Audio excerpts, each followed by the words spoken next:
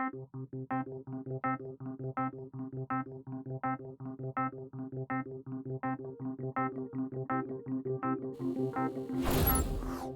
switching.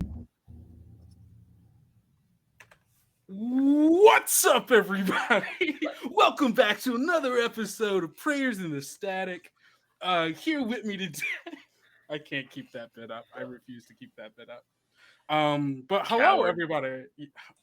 Why would you call me that in front of all these people? In front of all these people, you dare? Whatever. Hey, everybody. Welcome to the very first episode of Prayers in the Static. Our first episode of our really wild collaborative world building exercise. I don't really know what else to call it. I imagine as we go along I'll get a little better at figuring out what to call it. But with me today are some wonderful people, some good friends, some very creative minds. Starting off, I guess we'll just go from left to right. Ibraheem. Oh, hello everyone. My name is Ibraheem. Pronouns are he, him. I'm very excited to get into some world building. I love this stuff. This is going to be a lot of fun. Hopefully, we'll also be able to, I, we're going to make something really cool, and I hope that you also like it.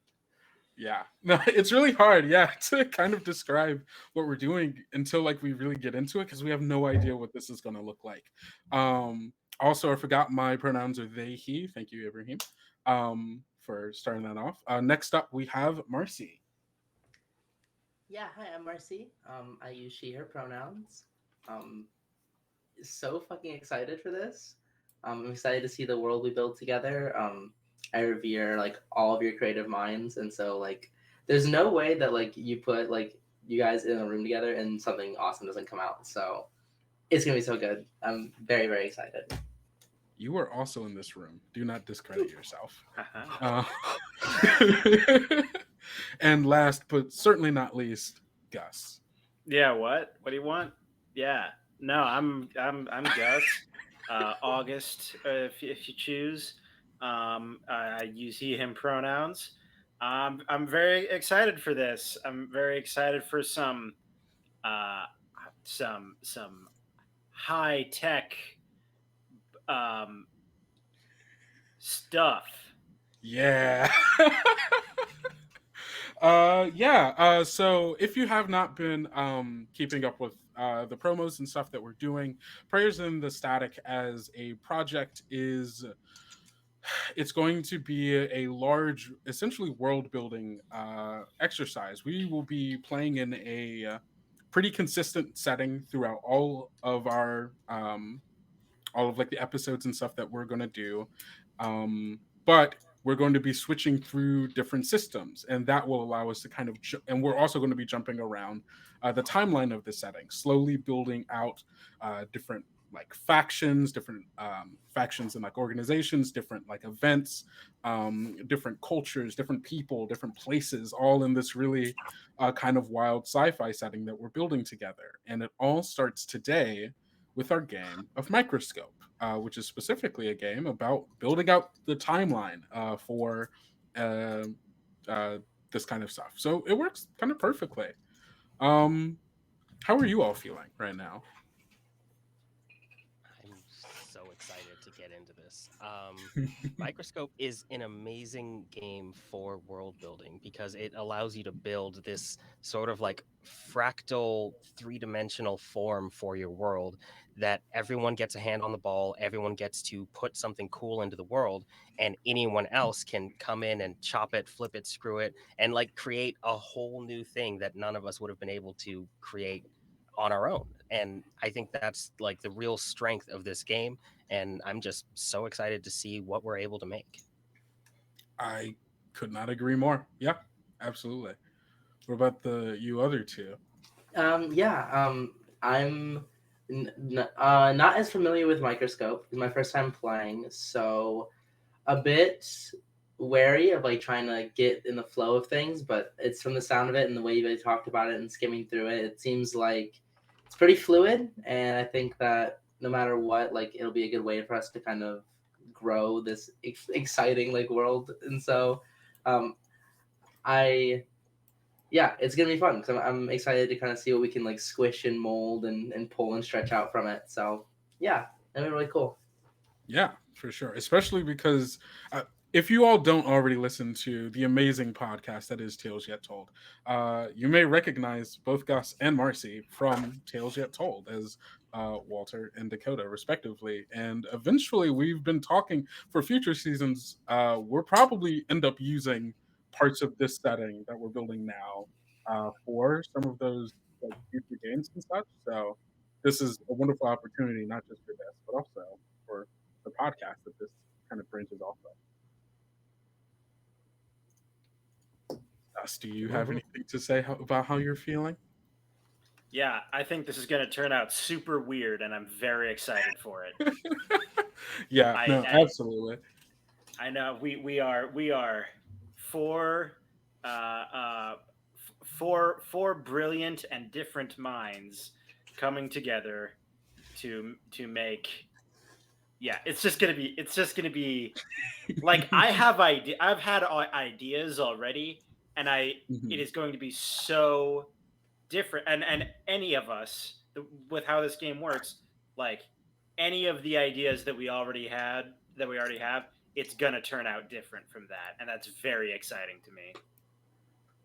Absolutely. Yeah, no, 100%. And that's like kind of the whole like point of like why we're bringing all of these different people together. Like next episode, Marcy and Gus, sadly, you're kicked off. We're replacing you with two other people. Who those people Man, are? we already did that No. bad, Yeah, huh? Gus. Yeah, I'm so sorry. Yeah, I'll start packing my things. that's okay. But we will It's a cherish shame. You you don't while you're pass every here. audition. That's fine. Yeah. Awesome. So let's just kind of, I mean, let's get into the start of this. I'm gonna switch over so that we have um the screen here for everyone. I pressed the wrong button. There we go. Haha! Look at that. Yay! I need to go back over Oh to whoa! this. Holy shit! But Just a lot. You're a technological wizard. yeah, I kind of am a wizard of Okay, technology. okay, okay. Uh-huh. Okay. So this will be for our viewing audience and for all of you. We are using Milanote currently to act as our board um, for um, for this game. I'm going to zoom out here. It's going to look a little weird for you all on stream. Um, but we've got this whole board to play with, and thankfully, Ibrahim was so gracious enough to give us a little bit of a um, template, I guess, of like all of the different kinds of cards and stuff that we're going to be using in this game. So thank you for that. Um, and yeah, I think you've played this game the most recent, Ibrahim. So do you want to? Yes. Yeah, do you want to give us a rundown of what this is going to look like? Yeah. So do you just want like broad strokes what the plan is, or do you want to start going through the book? Let's do I can go broad broad strokes, strokes. and then we can get more granular as we Okay. get into the first part here. All right. So the way Microscope works is that each of us is going to have an opportunity to be the lens. And what the lens is going to do is sort of get a head start for each, I guess you would call them turns. And those are going to be the way that we flesh out the world. So all of us are going to get a chance to take a shot at every single topic that comes up. And the way that we build on each other's creations or ideas is going to be through using periods, events, and scenes, which are these nested like periods of time, events in those periods of time, and then role playing scenes between all of us, or just some of us if some of us want to. Stay out of that particular scene for whatever reason. I feel like I'm getting too granular, but You're the good. the the way this game is going to work is that we are all going to have an opportunity to build on each other's ideas. No one gets to veto anything unless it's part of the game, which is when we go through our yeses and nos. And by the end of it, we are going to have an idea that Gus brings up, that Marcie fleshes out, that I come in and like build a scene into, and then Kendo could like take this kingdom that we've built and just say it gets hit by an asteroid. That's something that we can do. It's going to be fine. We're going to have to say goodbye to some things we love, but it's going to open up new opportunities. And it ultimately, I hope we come out of this with no hard feelings on anyone's part, because anyone can destroy anything that the rest of us have built. So you also have that power. I don't like that look on your face, Gus. I'm going to be hitting a lot of things with asteroids today. I swear, if you touch my original character, I'm gonna drive all the way down to where you live. Asteroid. Gonna... Left and No, right, up and no. down, to the face. Yeah, you're doing your little Kendo pose over there. But yeah, no, you are absolutely. Thank you so much for that kind of brief overview. Yeah, it's awesome. And so yeah, let's just kind of, you know what? Let's get back into it. We've been talking about it enough. Time to get back into it. So first thing is first, we set up our beginning and endpoints. Correct? That's the first thing that happened. Or do you have to I believe that we can start there. Yes, yeah, we start there, and then we'll get into our palette for this game. Okie doke. And so at this point, we're gonna start building the timeline, and it's going to start with us kind of setting essentially the boundaries of the beginning and the end of everything that we're going to be talking about. And so we will be. Actually, I'm so sorry. No, go for First, we do want to decide our big picture, and then go to our start and end period. Okay, you're totally correct. Thank you so much. Do you want to describe what that is really quick? Yeah, so the big picture, that's going to be a super simple one-line overview of the history that we're going to play. So if you were looking at a history book, this would be the one line under the chapter title that summarizes what happens but leaves out all of the details. So this would be something like in ancient empire rises and falls, or caveman at the dawn of time found the first civilization. Super, super broad strokes, the sort of thing that's supposed to hook you and interest you in looking deeper into this this history. Yeah.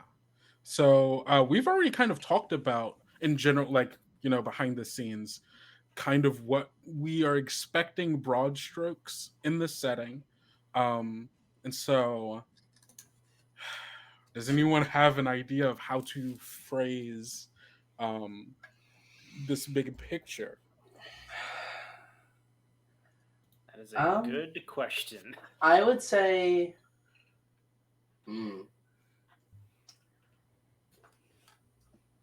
Right. I would say that you should probably start out, because I think that you and Ibraheem both in the big picture. I think you guys have had the most articulate way of like describing exactly what's going on. Okay. Because and I guess for our viewers, this is like the first time any of you all will hear about what's going on. I think the best way that not the best way, the way that immediately comes to mind about phrasing it would be humanity struggles against itself while continuing to reach for the stars. I think that's beautifully put. Yeah. Okay. Yeah. Yeah, let's do Chef's that. kiss. Chef's kiss. Yeah. Wow, got it in Don't need one anything guy. else. Don't need One any take more in the detail. chicken. We did it. Humanity struggles against itself while continuing to reach for the stars. Nope. All right. We've got that. We've got our big picture, baby. So let's set up the end zones. So for our start point, I think we have a pretty decent idea of where we might want to start. Like our starting period, I believe, should probably be something like Earth's major corporations announce the construction of uh, extraterrestrial habitats. Yeah. Something that signals perhaps that we are in the age of humanity truly reaching out for the stars. Yeah, I think that's a really good starting place. And I also like that it's not the launching of that habitat. It's the announcement that it's going to happen. Because I think Mhm. there's a lot of interesting stuff that can happen in that in between of, hey, it's going to happen, to, hey, it's happening. Now I'm trying to think of a pithy title for that. Oh, do you think Hmm. it's so the things that, so for the audience, the things that we're about to set up, there are three kind of tiers of what things are. There are periods, there are events, and there are scenes. And then periods will be kind of broad umbrella terms that use that, like, let's say, I'm trying to think of like a good real world example without hitting something problematic, Oh, but it's kind well, of I hard think to. we do have in one of the notes files, I did Oh, have the example yes, of the Yeah. American Prohibition. that Okay, is I have it true. open. Okay, awesome. But so for the if we were to imagine that we were covering the history of American Prohibition in Microscope, the starting period would be the start of American Prohibition, and then the ending period would be the Great Depression, which, while that occurred, I believe, a bit after the end of Prohibition, definitely marked the end of the Roaring Twenties, as you would Yes. see them in a history book. Yeah, for sure. Awesome. So yeah, and then obviously events are going to be specific events that happen within those grander periods. So like an event within that, like, let's say, that bit of like prohibition era, would be a specific raid on a um, like on a speakeasy somewhere. Like that would be an event, and then a scene Mhm. might be playing out like like a group of people hiding in the back as cops like raid this home that houses the place, and like playing will be enacting as players or characters in those scenes, kind of playing out, and we ask a question at the top of that scene, and then the part of the scene is trying to answer through play, answer that question. Hmm. And periods are separated between light periods and dark periods, and that's just the kind of tonal. Are things generally kind of bad about, like, is this generally a negative things? Do bad things happen tonally? And light periods, obviously the opposite. Mhm. So Um, you, sorry, go for it. no, I believe we're about to address the same point. I think this is a light period because this is the announcement that they are going to begin construction space habitats. Yeah, I think in general people would be, if not apathetic to it, likely would be like, oh, that's cool. That's a thing that's happening. We'll see if that ever pans out. Um, Yeah. yeah, Um, I would say that like there's definitely probably like groups of people that like dread it. I think like with any like big massive like social change, you probably have like groups of people that like obviously are dissenting. So I'd say mhm, like while there's a light period of excitement and like human advancement, like the moon landing or something, yeah, it's still probably like there's probably like people who are like worried about what this means for the future. Hmm. yeah, mm, absolutely. okay. That is a good note. I think if I'm going to write something down and y'all let me know how you feel about it. I'm Okay, thinking that perhaps this is uh we just go with like a flat description and we don't moralize on it too much. Mm-hmm. hmm Um I think this could be something as simple as Earth's major corporations announce together their plans to build extraterrestrial habitats. yeah, I think Yeah. that's yeah, I think that's simple, it's straightforward. Um, and generally It's more, it's morally neutral, which is yeah. Yeah. Yeah, yeah, And I'm gonna actually put that up here if that's yeah. yeah, yeah. There you go. Also, quick shout out to Soul. Thank you for all those gifted subs. Oh shoot! Oh my gosh! Yeah, right. Also, I couldn't say that without thinking of the new Batman movie. I'm going to be so honest.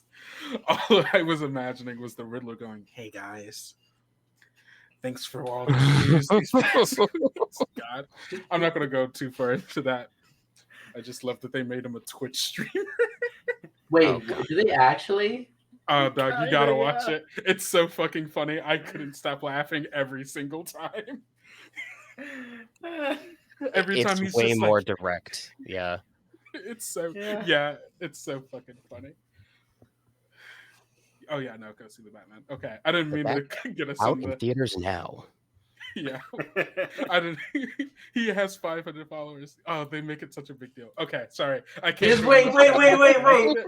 I can't go on this Batman tangent. We can't do this. We can't do this. We can talk We about this can. after the show. We can talk about it after. So I think the Um, end point of this series is the Riddler going live. Right. The Riddler gets Twitch partnered. Yeah, first event I want to go into is the Riddler goes live to discuss the corporations. No, we can't do this. Mhm. Which Okay. is what he would do, but we can't do this. That is what he It's would do. That's exactly what what the he would Riddler would do. do. Oh, no. Okay. What Um, do Okay, so we're done. okay, No more. yeah. What do we think is a Mhm. good end point for this? And it doesn't have to be like obviously like it doesn't have to be a thing where it's like it's the end of the world or something like it's the end in so much as it is the end of what we are exploring now, not necessarily the end of what the story overall for humanity is. I guess my question, talking about an end period, is: are we interested in the idea of these extraterrestrial habitats being mostly fully fleshed out? hmm. Yeah, I personally think so, or at least for the Yeah. most part. Like by the end of it, I'm imagining a couple of 100 years have passed, Okay. and or Mhm. like maybe just like 200, 300 years have passed. The Mhm. habitats, the extraterrestrial habitats are still good, but I think we still haven't mastered terraforming. Or maybe Yeah. that is the end. Yeah, Maybe yeah, the end that of makes this sense. is we figure like terraforming is Because achieved and or like the first planet is terraformed. yeah, and that's something that like Sure. I was interested to ask, is that like, because the way that Ibrahim explained it was like, oh, like the Roaring Twenties ended, and it's like, well, what ends this period? Like, what ends this period of like human expansion? And I think that like the prospects of terraforming, that makes sense. Yeah. Yeah, I Mhm. like that. I kind of think like the end would be yeah, I kind of like what you said with like the first planet is terraformed, because that like still feels like it's still a new thing. It's Mm-hmm. still like But that's like, but it is the definitive start of like, ooh, now Something things are new. different. Yeah. yeah, Yeah. yeah, Yeah. I agree. I think that's good. Mhm. Okay. Okay. Yeah, I Do we love that. think of do we think of that as a light period or a dark period? That's Um, pretty ambiguous, isn't it? Right? Because I would say that like after hundreds of years of these cities existing, I think people may long for a stationary planet. And I think that like the prospect of maybe something new is always on the horizon. Like I think that like yeah, I think just like the just how like the creation of these extraterrestrial like habitats is exciting and new and like humanity's moving forward. I think it's the yeah. same thing. It seems like a step forward rather than a step back. Yeah, for Mhm. sure. That makes sense. I think the only thing in my mind that would potentially make this a dark period depends Mhm. on the means of which Oh through yeah. which we get terraforming. Sure. Well, Because I and can imagine a lot of ways that that is like real bad, and yeah. the the actual like what a terrestrial colony outside of Earth looks like Mhm. could potentially be super shitty. Yeah, Um, and not to mention that like it could be the start of a depression, right? Like just how money is leaving Earth, you have money Yeah. leaving these extraterrestrial colonies and trying Yeah, and to then if they yeah, stop pumping, if they stop caring about infrastructure within the colonies to try, like, yeah. partially because they want to get on world, but also to push people off Oh, out and exactly. want And to. I guess that's up to us to decide of how we want to frame that. Yeah. Yeah. And I think that I would say that I think making it a dark period is a lot more interesting, at least narratively speaking. Okay. And how do you I Ibraheem, don't know how do you guys feel yeah. about that? How do you guys? No, How do I you feel think about that's. that? I think you're super right. Oh, I'm sorry. Is everything good on my end? Yeah, everything's good now. I was just asking what you were thinking. Oh, well, I was thinking. I really love what you said there, Marcie. I think that making it a dark period is more interesting. Maybe we end in the middle of the terraforming project. Like the terraforming project has taken away resources and like the once shining habitats begin to stagnate as the corporations turn their attention to terraforming. Yeah. Um, like Yeah. we start at the announcement of these shining, gleaming, like pinnacle of human engineering habitats, and then we end with them being abandoned in favor of the new shiny thing. Yeah. And I think that's a very Yeah. compelling arc. Yeah. Yeah. Because And I think that if you're a person that lives in this time, or like you are aware of this time, you start to see the cycles and how this may be something that just cycles over and over again for Yeah, a because while. this mirrors this, like, almost exactly mirrors what they did with Earth, right? Like, Yeah. people still live on Earth, but it's, like, not great due to climate Mhm. disasters, and then them taking resources and moving them to the colonies so that they could, like, work on terraforming and moving to the stars. And then, of course, like, those same people just do that exact same thing again as soon as they're like, oh, we can go on world now. That's more stuff for more resources. We're just going to start pumping stuff there. Yeah, like an ever hungry beast. Yeah. Capitalism, am I right? Beast of capitalism. A All right. specter haunts Europe. It's capitalism. Capitalism destroying society. Make sure to like and subscribe. All right. So we have. Yeah, if any of you watching were curious about sort of our feelings on certain topics, Hey, there you go. we got it out of the way early. Got it out of the way early. Yeah. This is a ANCAP stream. I'm so sorry. At least this specific show. If you're super into capitalism, I'm sorry. This isn't going to be very good for you. Right. You might not have a good time. You might find some little nuggets of enjoyment, but like it's not going to be a generally good time. Yeah. We're not going to treat you'll it. find it enlightening. Maybe you'll think like, oh man, maybe this is the end result of all of this. Yeah. We're going to treat it realistically. We're not going to lampoon this. So yeah. We might a little bit. But... We might a little bit, you know. Let's see. Guys, I thought this was apolitical. No art is apolitical. My good centrist Twitch stream. Okay. Good. So this is going to be. I hate politics in my science fiction. Oh no! You know? There's never any. So we've got. So is the end going to be? Meg redeemed a hydrate. If you have a drink, drink it up or drink some of it. Up. Thank you, Meg. Dry, fresh out. Get something to drink. Yeah, make more. Make more? Make more water. Well, that's interesting. Sure about that one? Go make a smoothie. Go right here. Are you mind if I go get some more water? Yeah, go get some more water while I'm filling out this thing. I'll be right back. Prefer you be hydrated. So for this end one, are we saying that we want it to be first colony, first planet has been terraformed? I think we're in the midst of it. I think it's like or happening somewhere in the now. middle. Okay. Yeah, I'm I cool think with it's that. like do we have colonies. Sorry. No, you first. do we have like small cities and like being built on like these planets already? Like, do we maybe have like pockets of terraforming? To That's where like completely possible.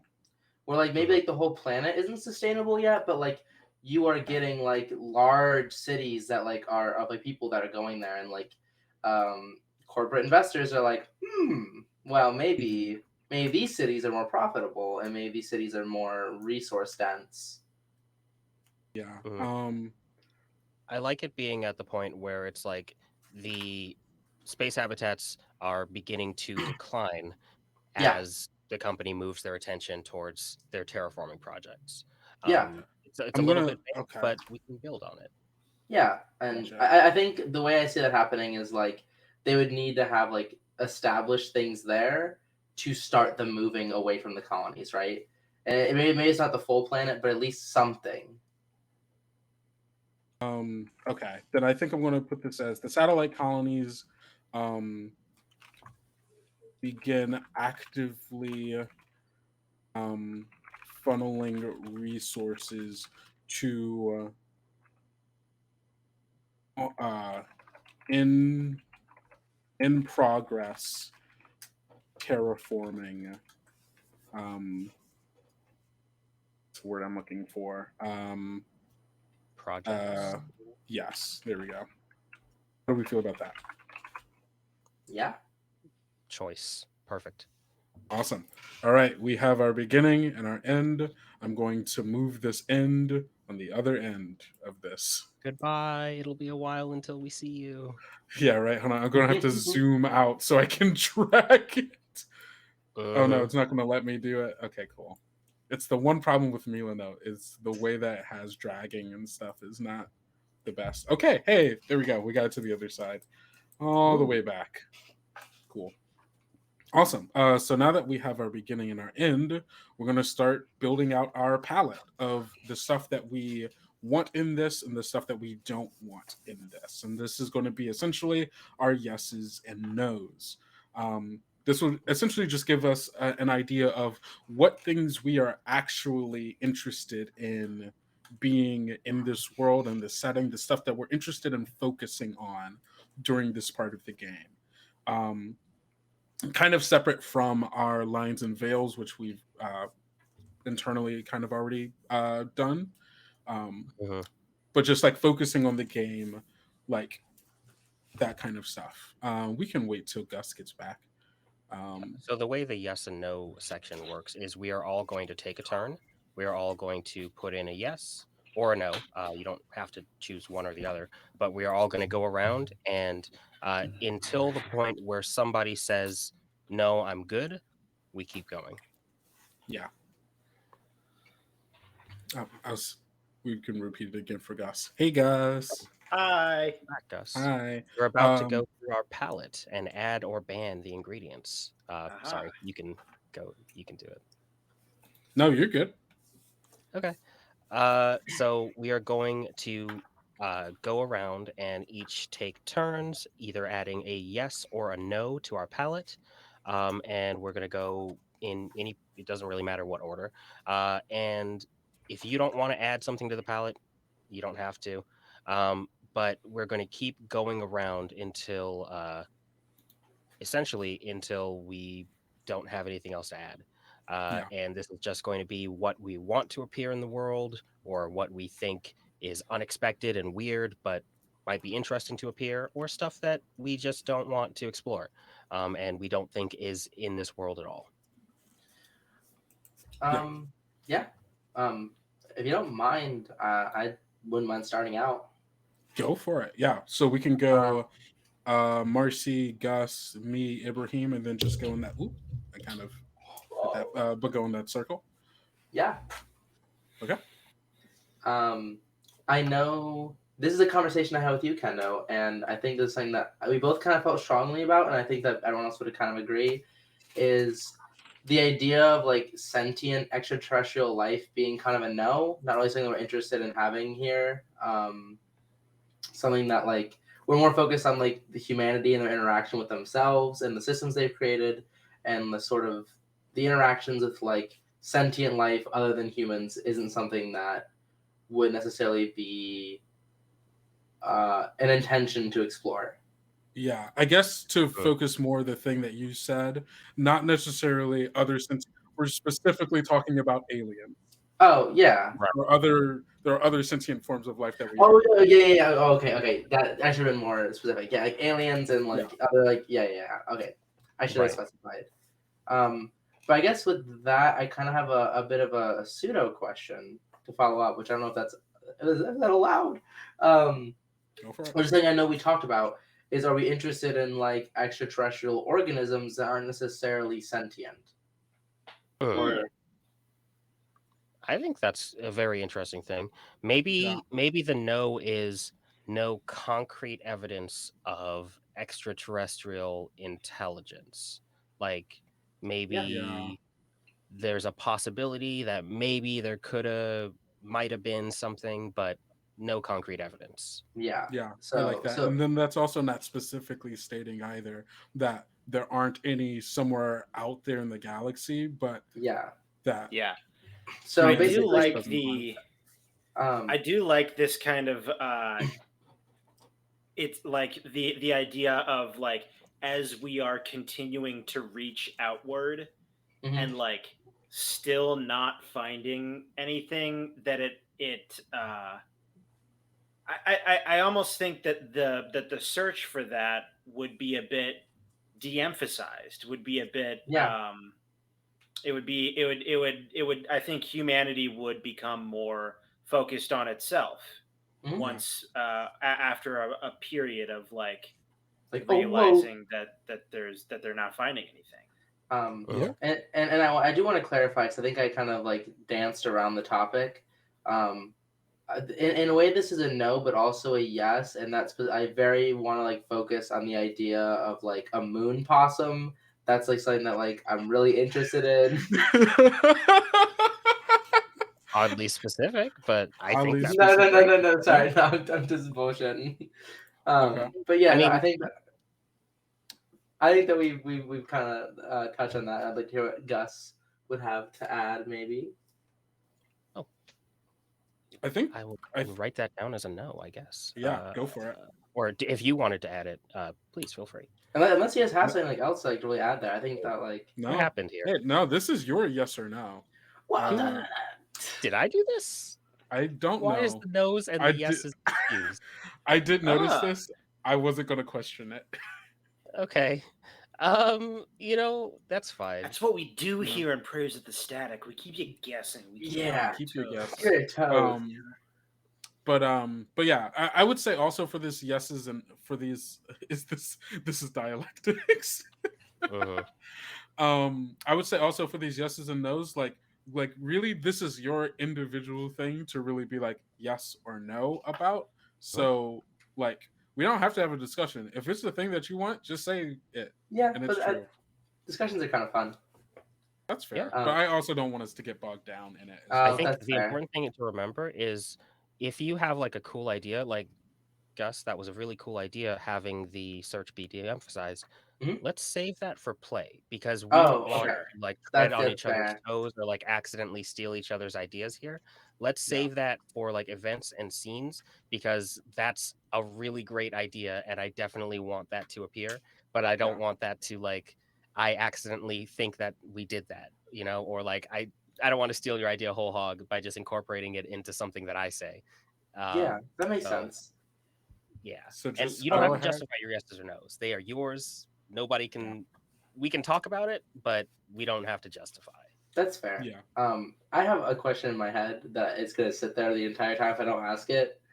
Does Bruce Wayne ever join Riddler's chat? No. Okay.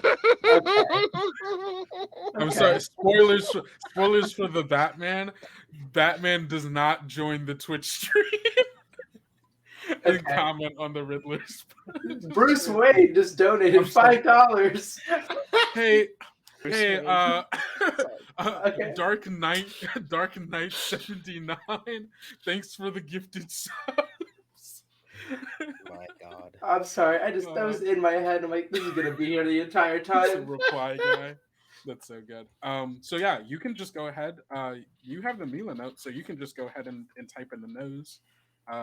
alien life form, or sorry, I got I you. guess, yeah, however you want to phrase it. I don't know. I don't know how to Concrete phrase proof this. of alien life Yeah, or alien maybe intelligence. concrete proof of Uh, alien intelligence. I think because if Yeah. we want to have like a moon tardigrade, we can do that. Or do you Yeah. want to Yeah. type it? I think because you're in the square. Do you just want to type it? It's okay. Oh, was I? Just type Sorry, it. you can go ahead. I, Sorry. two people aren't allowed in the same square, I guess. Wait, Yeah. can I type it? I can't type. Hello? You not Oh, typing it? I see it. Okay. I see C's. I don't.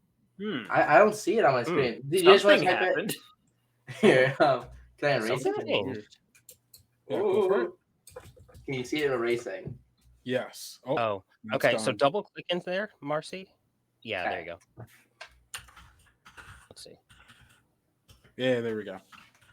Awesome possum. Awesome. I knew I was gonna spell Wow. something wrong. Awesome moon possum. Hey, it's Awesome alright. moon Awesome possum. moon possum. Hey, was that about right?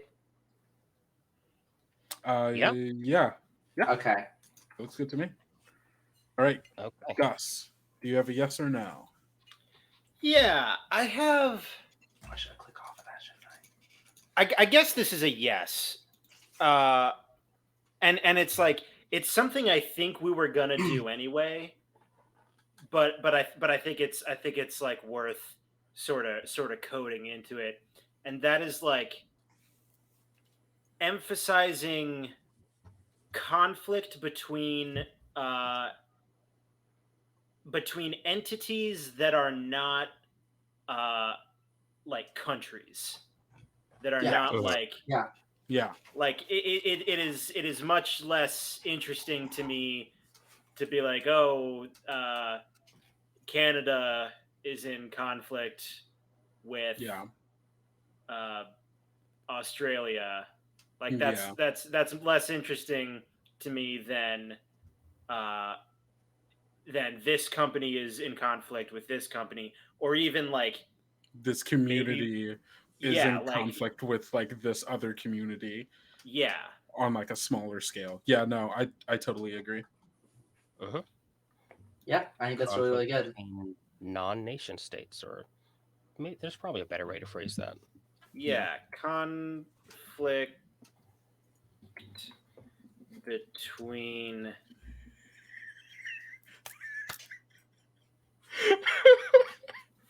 I read it too. Oh, that's so good. Michael, that's so good.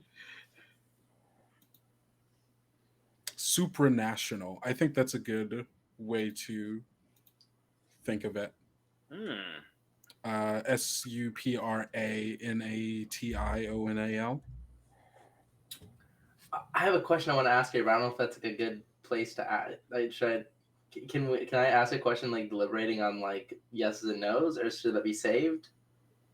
I mean, unless Deliberate. it's a disagreement, I don't know. Like, Yeah. Um, I don't know it's what just, the like- question is. Though. it's just something I thought about, like considering the idea of like, is there a sort of nationalism inside these cities? I guess. With mm, I guess that's I going to think we'll depend get on. into it. Yeah, I no, think for I sure. think that'll be Um, establish in But it's one of the things where it's like if I don't say it, I know like 5 minutes, it's Mhm. fucking it's gone. Yeah, I've got several sticky Really fair. notes pinned across all of your faces just to be like, build on this, build on that. Yeah. That's so a really good idea. That's smart. Can you do that Um, inside the video? I don't. No, think I've just so. got the Windows sticky notes all over. Oh, that's Nice. okay. I might take, or maybe like a. Okay, that's smart. My yes is going to be artificial.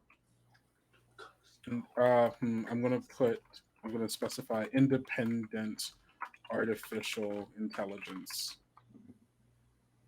Yeah. By We've talked a lot. independent, do you Uh-huh. mean like that it is not like It is artificial like- and it is sapient artificial intelligence in that it recognizes itself as an entity and is no longer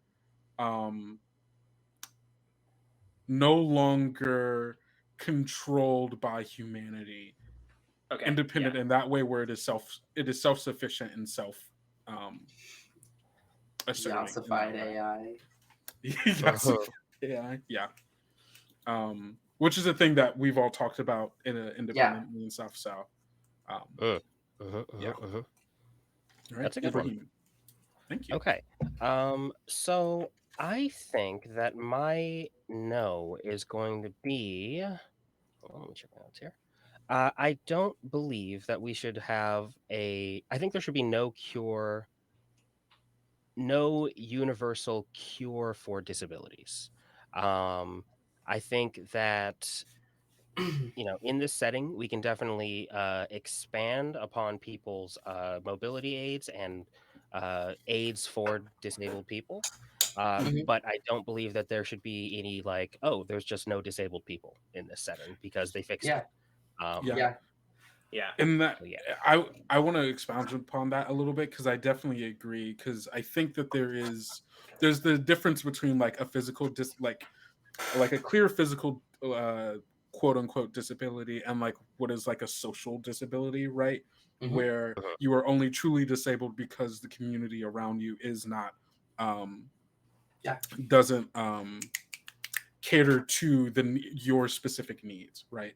Uh-huh. And I think in that, especially like in the world that we might build, I think disability might come in a lot of different forms, right? Yeah. Where there are, of course, physical ailments and such that are disabilities, but there are also particular social and like technological like disabilities. Like if you, for whatever reason, your body can't handle specific type of implants, or you for Yeah. whatever reason don't have a specific type of implant that interacts with society in like a way where it's like, if Mhm. there's a chip in your neck that allows you to interact with the internet, right? And for whatever reason you either don't or can't have that chip, that is a form of disability in a world Yeah. where that is a Ooh. complex thing, Yeah. right? Um. So kind of, I think the increasing of transhumanism and technology and the way that humans interact with it also broadens the scope in which disability, like forms of disabilities, um Uh-huh. Yeah. throughout in society. Um. And that's like I want to bounce off that. Just if it's okay if I add a yes and Yeah. Ibrahim. I don't want Yeah. No, that to. was mine. You're good. Um. Back to you. This is and this thing I talked to I think both of you about. I know I talked to Kendo and maybe a little bit of Gus about it. Is the idea?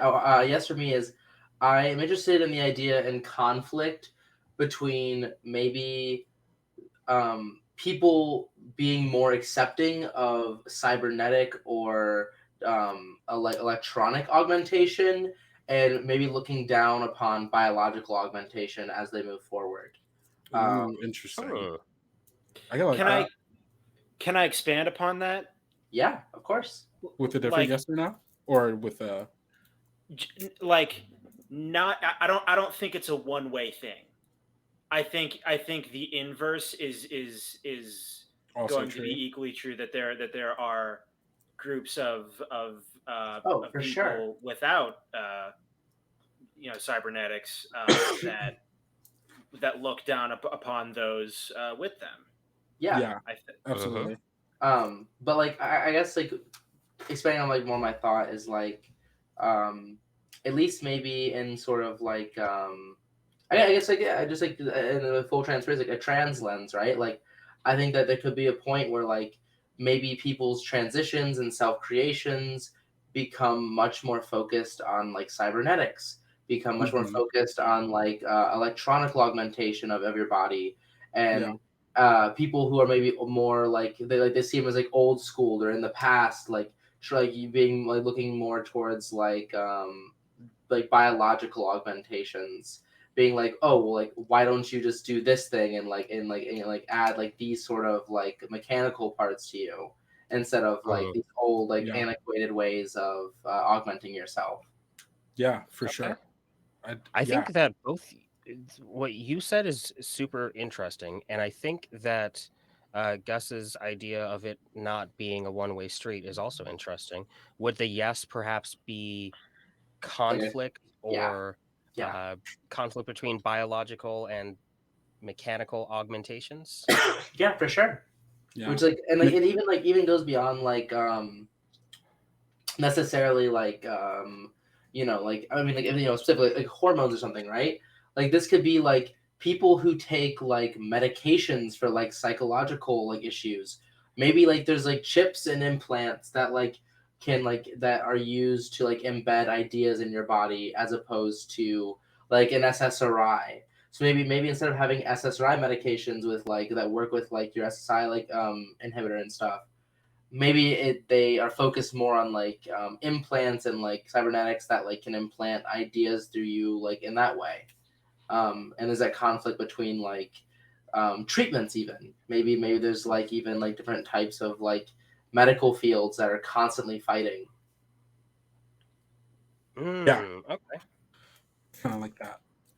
Differing schools of Yeah, I think in that way, then we could phrase it as something like conflicting philosophies over physical and technological enhancements or transplants, or however we want to Yeah, for sure. phrase that. Oh, so you can go ahead and put that under yes. Oh, I already got like I don't have access to the square. Yes, you Am do. I in the square? Oh wait, no, wait. Maybe I just Yeah, can't you're see in the when square. I type. Oh, strange. Because the square is like completely Gray like right now. it's gray and I can't see any text in it. Oh, Oh, that's You can't weird. see any text in it? No. that's interesting. Okay. Would you mind? Would you be okay just Uh, typing for me? Is that okay? Yeah, Yeah. I can add it to the yes. I can add it. Yeah, to the yes. awesome. Sorry, Yeah. thank you. What's going on? Okay, we'll look at that in a second. But I'm gonna Yeah. put down differing schools of thought, perhaps, on the. I think conflict was one of the words used. Is that Yeah, for sure. between those who And- prefer? And to be fair, like I mean, the verbiage honestly is probably just like a formality because we all understand the Yeah. idea of reading. Yeah. No, we talked about it. We understand it. It's all just. This is our note. Oh God, it's so small on my screen because I want to see more, but I keep misspelling things. Oh, Okay. It's okay. I'm in the same boat. It's okay. Why is the square still gray? I'm gonna poke around with this. Yeah, go for Uh, it. While you're doing that, oh, can you see it now, Marcie? Let me look. No. No wait. Yes. Yes. Okay. Cool. Okay. Awesome. So somebody had changed the color of the square, I think by accident. But I don't know why that would make the text disappear, to be honest. Yeah. It's all good. All right. Okay. Well, we figured it out. Gus, do you have a yes or no? Yeah,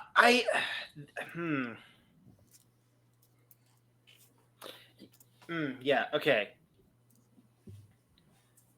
This is I kind of have both that sort of coincide with each other. Mhm. Double dipping. Yeah, I know.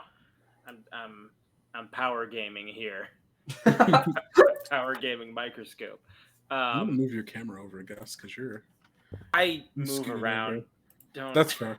No, you're fine. It's Sorry. never going to be good. I didn't mean to call you out. No, you're fine. You're fine. Yeah. Why are you so wiggly, Gus? I almost choked on water there. So wiggly. There we go. Okay, you're good.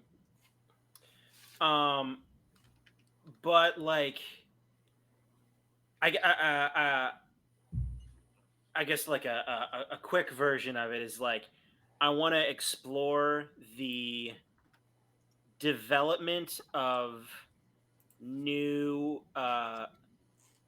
philosophies and even like,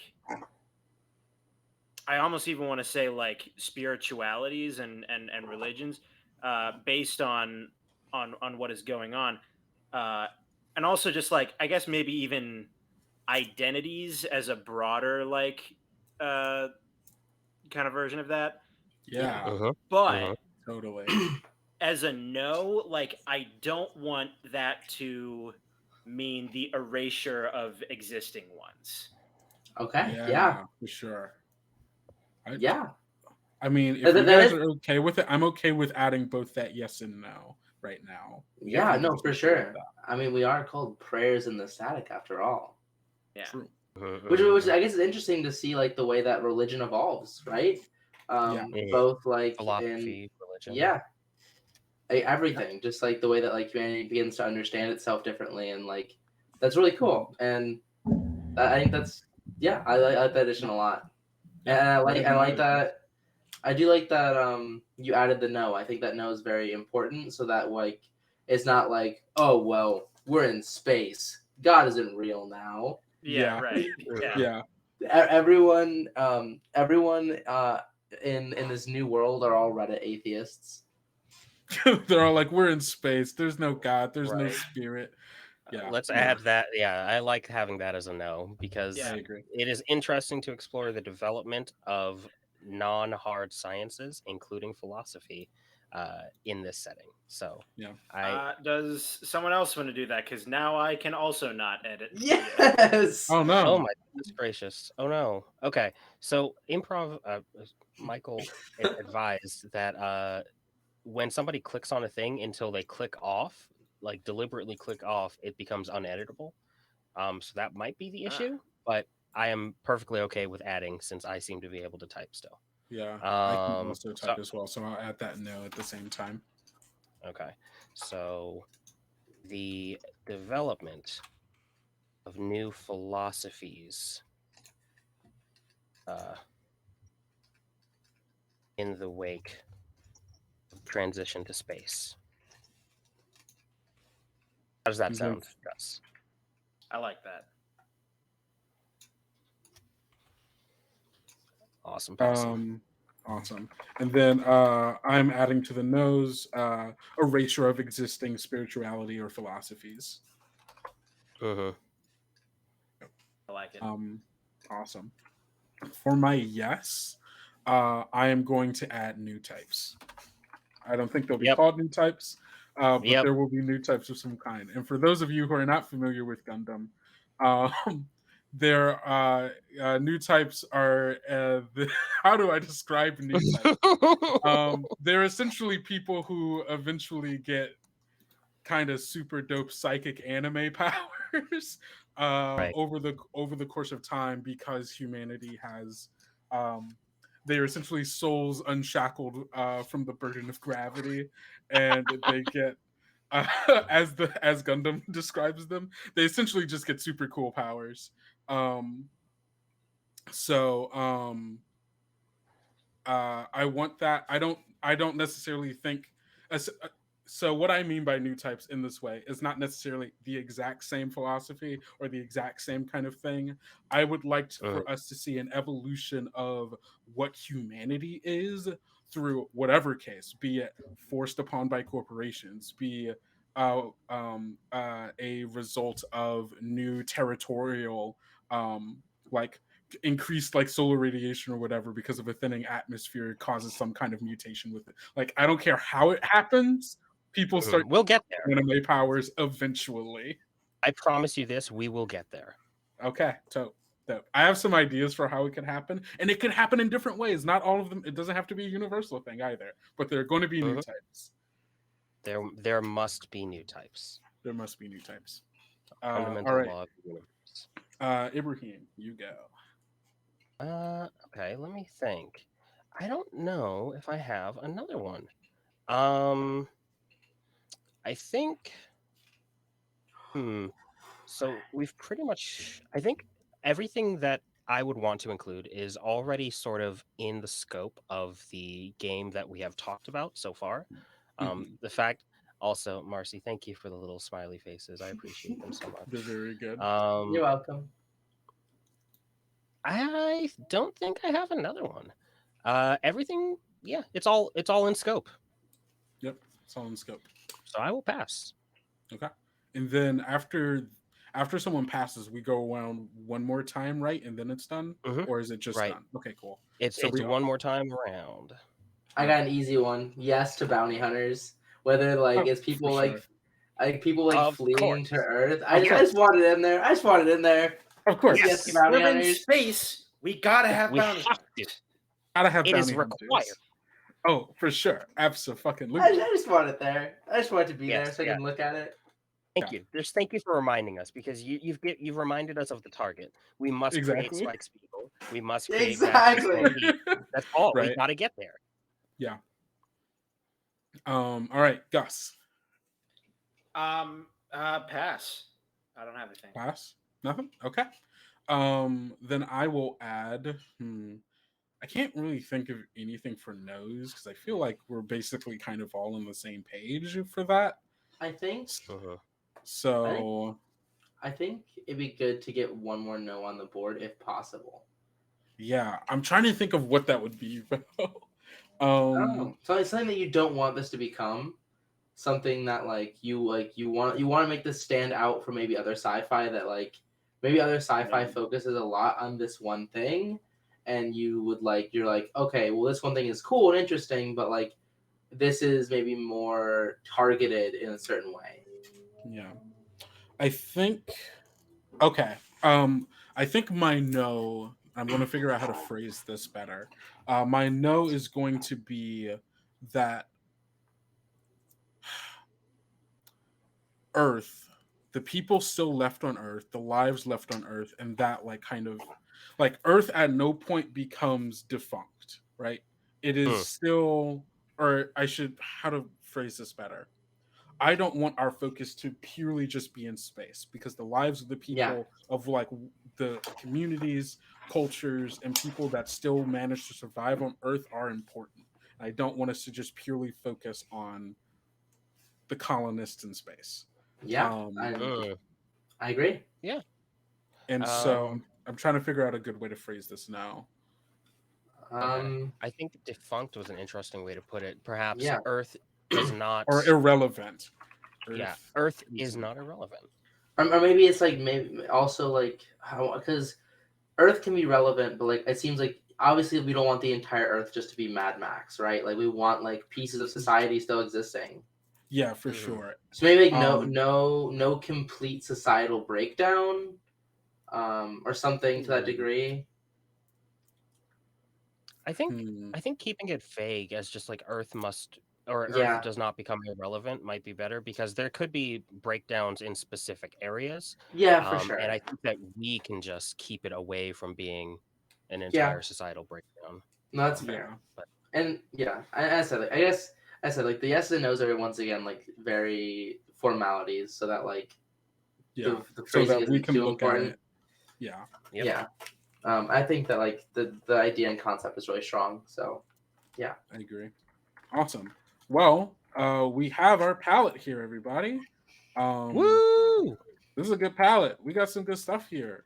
I'm very excited for this. I think as of this point, we're good to go in for the whole thing. But we're gonna take a quick break here. Good. We're gonna take a quick bio break for everyone. Let's meet back here. Is 5 minutes good for you all? Or would you want it? Okay, cool. So we will meet back here at 8:16 or 16 after the hour. Back here with all of you. Kendo said no pooping allowed. No, you can poop, but it better be quick. Shoot that shit out. All right, we'll be back. You underestimate my power. We were still alive.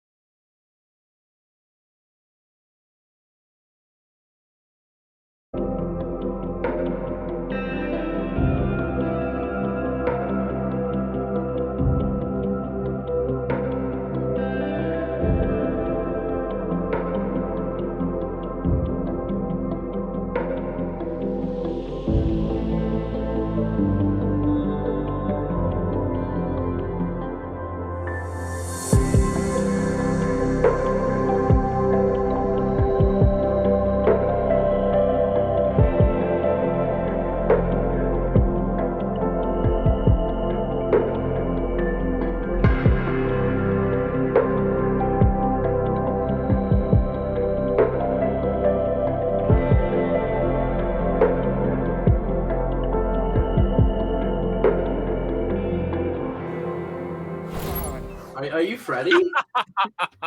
Oh, that was really funny. We're back from our break. Welcome back to Players in the Static.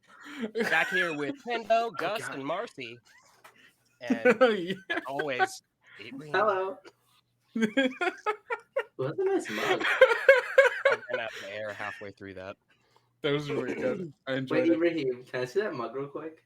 Oh yeah, it's beautiful. It's got this floral design on it. Yeah, I really like that mug. That's really Oh, nice. that's really good. Oh, that's a good Yeah. mug. One of my favorites, and it kind of matches my backdrop. Oh, okay. Hey, yo, that's that. Okay, sorry, Yeah. I saw it and I just was like You're good. Mhm. All right. Hello, everybody. Welcome back. Thank you all so much for sticking with us through that break. We're here almost at the half-hour mark, ready to get back into our game of Microscope. Again, with all of the same lovely people. Now that we've fully made our palette and we've made our start and end points, we are ready to get into the actual part of the game. And so, yeah, at the start, um, does that mean I'm the focus if I'm starting? If you would like to start, you would be the first focus. Okay. We are now entering the phase of the game called the first pass. Group decisions are now over. For the rest of the game, every player is going to be making their own decisions individually, and each of you is imbued with the power to shape history. This is the this is the meat and potatoes of the game. This is Okay. where it happens. so the magic happens. This is where it Mhm. happens. Me being the first focus, everybody watching the stream, you will notice over the top of my little video thing right over here, boop, there is a little magnifying glass. I don't know why I couldn't think of what that word was. This will essentially let you know who the focus is for, as we go through the different rounds. That's And really so, cool. yeah. So me as the first focus, I'm going to say um, what the focus is, what the current focus is. So yeah, I think Um, we're in the first pass. I'll go for it. Okay. Sorry, I'm just going to consult and make sure. Yeah, no, you're totally fine. Hello. Please keep me honest and truthful. Yeah. So you, as the focus, have the ability to, or excuse me, you as the lens have the ability to create two nested events. So you're going to be able to create either a period and an event, or an event and a scene. Gotcha. And that is the way that you can kickstart the game. Mm-hmm. Gotcha. Okay. Awesome. Cool. Cool. And for the first pass, we don't set a focus, I guess, because we don't have anything to focus on because it's a blank I board. That makes believe, sense. yeah. Okay. Cool. So for the first thing I'm going to do is I'm going to set up an event. Because I think it's the event that makes the most sense. I'm going to copy this event card and I'm going to put it under our starting period. Oop, just like this, I guess. Is that how we're doing it? Or can it go in there? No, it can't go in there, so it's just gonna stay here. Okay, cool. And this event is going to be a press conference. Press conference. Ooh, here comes the first thing. The first big boy. We have to decide a name of a company. Ooh. I'm so excited about this. I'm not What interested in kind a of lawsuit. what like kind of company do you think? Yeah, what's the first one? It's got to be. I feel like the company that's going to be like, all right, everybody, we're doing the thing. It's got to be a tech somewhere within the tech industry. Does it focus Sure. specifically on aerospace technology or Okay. So There's the Alphabet company, right? Like Alphabet Inc. That's the one that owns Google. Yeah. So it could be a name that's not really like any specific thing. It's just a concept, like the alphabet. So maybe like Numerico or something. Okay. Can I have a pitch. All right. What if it's called Icarus? Oh my god. Oh, that's fucked up, man. It's such a good way. Icarus, it's got to be. Maybe it's not like. Maybe it's not a. I kind of like the idea of what you were saying of like kind of like how the Alphabet company is something that owns Google, right? If this is like an umbrella company that has like a bunch of different branching off. So if it's like Icarus like what Icarus Incorporated, Icarus Technologies, Icarus, or just Icarus. Mhm. What are we thinking here? I think Icarus is very like short and sweet. Yeah, I do kind of like that. Yeah. Yeah, Cool. just All right. Icarus. Can No I, LLC, no ink. Yeah. I love how fucking like just tone deaf that the fucking CEOs have to be to like Oh, do for that. fucking sure. I Oh, for really fucking like sure. that. Oh, Can for I fucking sure. can I if we're just like spitballing company names, can I Yeah. throw in one that I just thought of that I think might that I just think it sounds kind of cool that and Yeah. I think it might work as a company name is Go for it. Zodiac. That's such a good one. I want to Yeah. keep that in your pocket. We can keep that in your pocket. We'll come back to that. We're gonna come back to Zodiac. For Yep, sure. yep, yep. That's a good name. That's a really good name. I'm gonna pull up a name generator. I also recommend other people pulling up name generators because we're gonna be making hella people. I've got so many name generators open. I've got so many. Yeah. What's your favorite? So I'll pull that one up. My favorite, I think, is the Donjon generator. I can That's put pretty good. the link in the Yeah, thing. if you can send or a link if you really already have quick. it. Yeah. Is it easier? I guess I can put it in Veto. Yeah, if you're doing that, I can just pull that really quick. Dope. Thank you. Dope. Okay. And loading. Okay, cool. So Icarus press conference, and and I also have to give like a one sentence summary, right, of what it is. Yeah. So you would just describe like what occurs in the event. Gotcha. Cool. You- So for the Icarus press conference, it is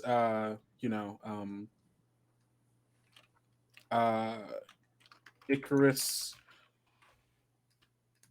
representative gives public announcement about the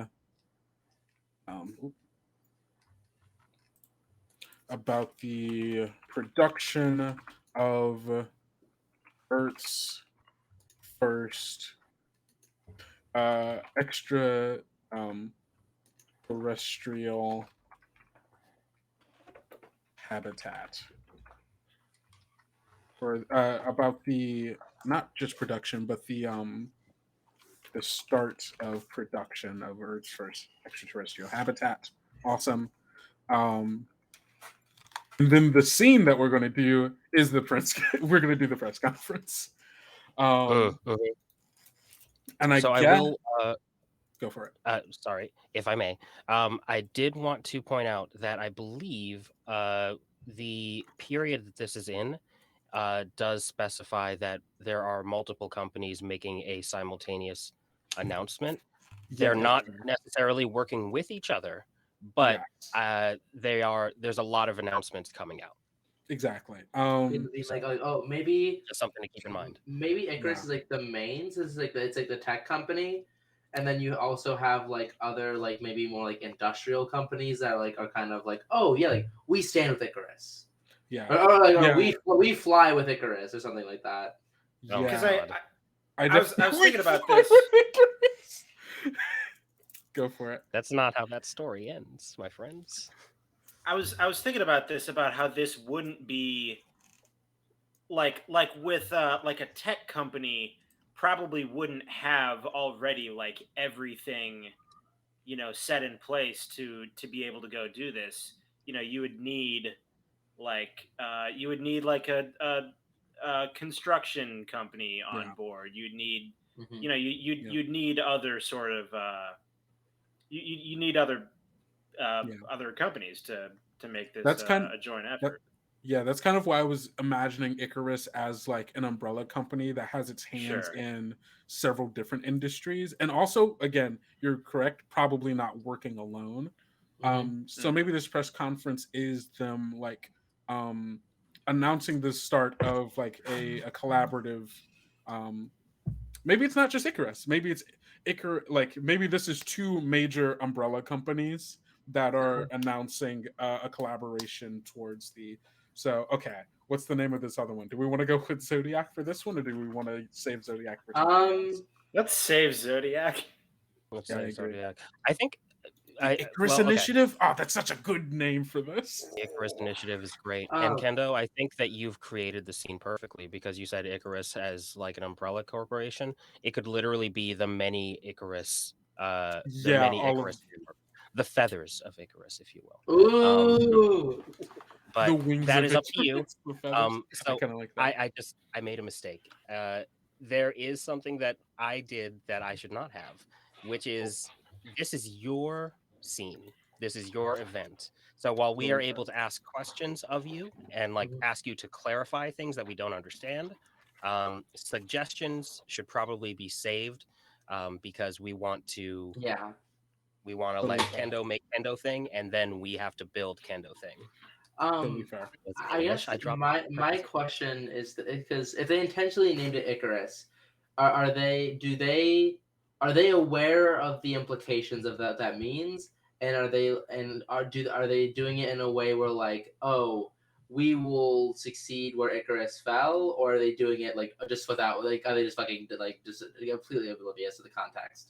I don't think they're not oblivious. I think there's an amount of irony here Yeah. where I feel like this company was named Icarus for a different thing and then slowly got into aerospace and then people are like, haha, that's kind of funny.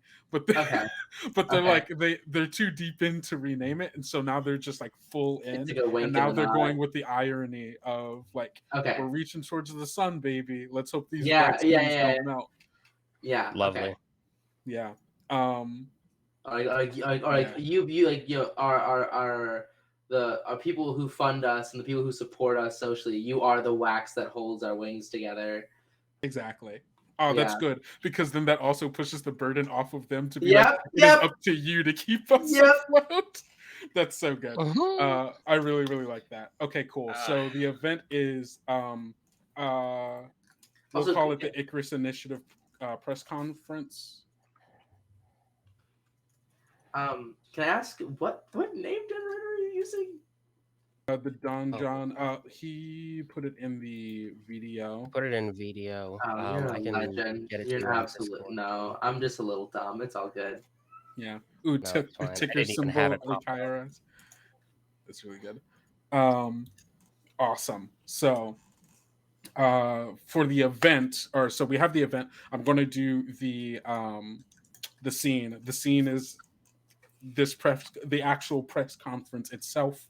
Um, we have to ask a question, right? And our goal is to answer the question. Mhm. Um, I guess the question is, does this press conference go like does this announcement go well? Do the people who are like essentially representative of the general public uh react positively or negatively to this announcement by the end of it? Um, Mm, are you asking This us is that? no, this is the we're going to answer it through. Okay. Okay. right. Okay. Yeah. So Um I think you would have to then tell us who is in the scene, yeah, for sure. and that is where we will go to. Yeah. Uh Gus, I want yes. I want you to play the Icarus representative, Okay. who the like the major spokesperson. I'm going to name that person. Um, Give me 1 second. I'm going through the generator. Ooh, this is so good. Crease Rogan. Um, Oh, what is such that's a such a slimy good. name. Can you Yeah, type that out right. somewhere for me? Yeah, I'm gonna. Yeah. Do we for the event? I guess I can put it like this. I'm just gonna do that. Crease Rogan. Um, I imagine them as being. I think they're gender fluid and they use both he/she pronouns. Um, you can decide which you're using at this point. Um, uh, uh, Icarus spokesperson gives the address. Cool. Um, awesome.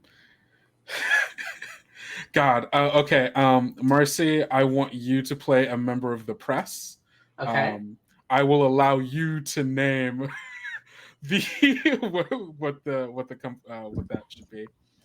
What the name of the person is, or the press company? The press company. You can give. I don't know if the name of this person matters as much. You can give them a name if you Okay. would like. No, because you gotta say Yeah. something From something the news.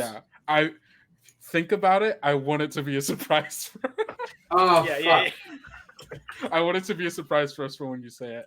Oh fuck. I need. Is there a name Yeah. generator for this so I can play around with it at all? Is there like a?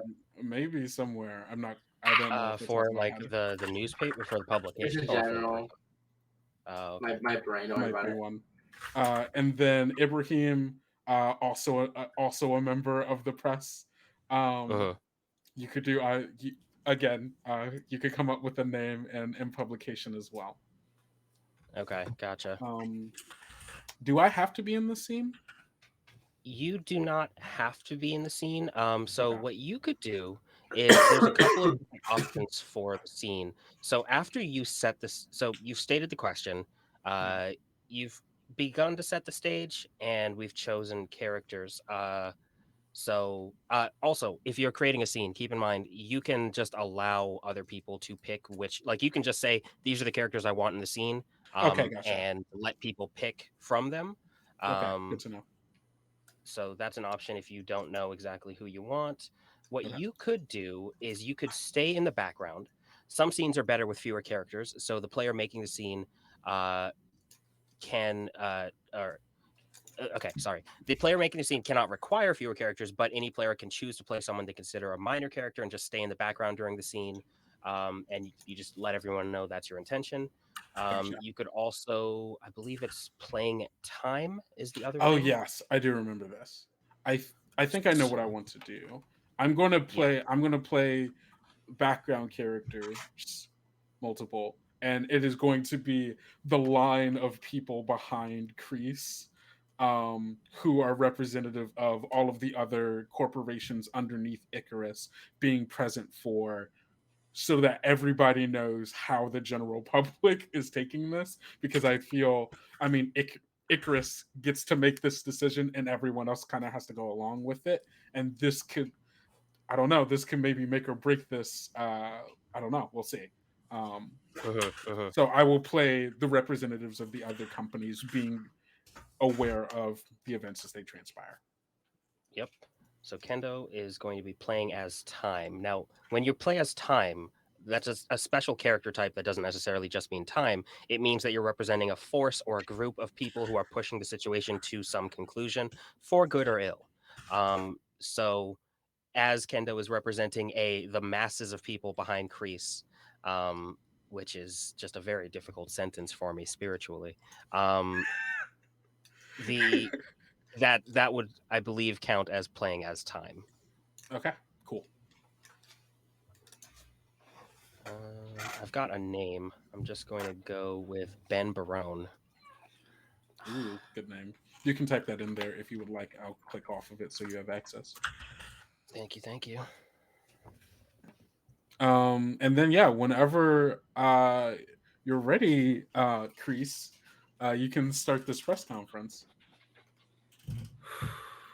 Gotta get in the zone, in the space.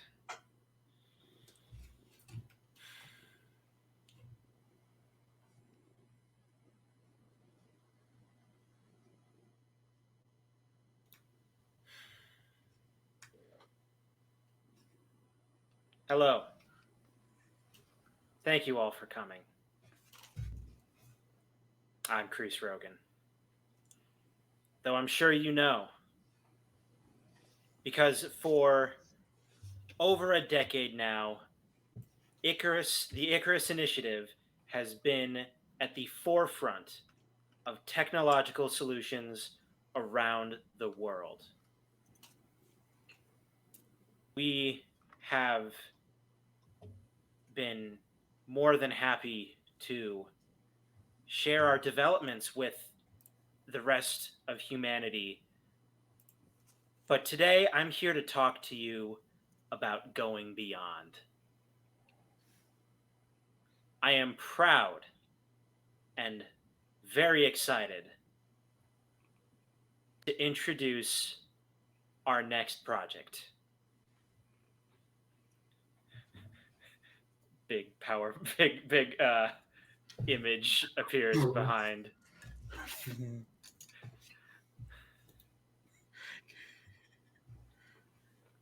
We are very excited to announce the production of humanity's first permanent extraterrestrial habitat.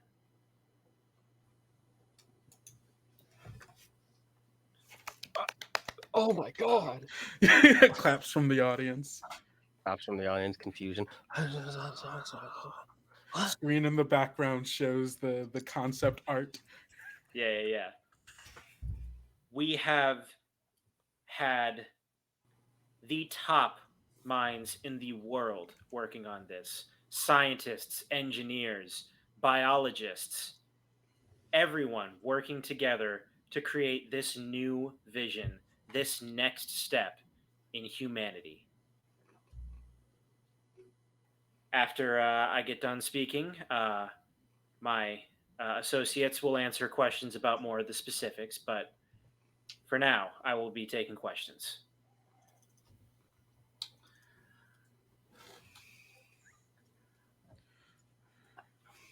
I think we're fighting for the mic, or Nah. wrestling for it. I can go. I was Yeah, trying to think you what I can want go to say. Crease, Tavy Powell with First Draft Media. Curious to see what is the initial stages of this program look like? Well, we are currently in the process of training teams of workers to be experienced in space flight. We will be sending over the next over the next several years. We will be sending teams to the location to begin construction on the settlement piece by piece. Now, will these positions be open to the general public, or are people of Earth able to apply for these positions? At the moment, we are only looking for the absolute most qualified workers available. But as the project moves further down the line, we will be opening up. We'll be opening it up to all that are interested. Are the individuals you plan on expanding this project?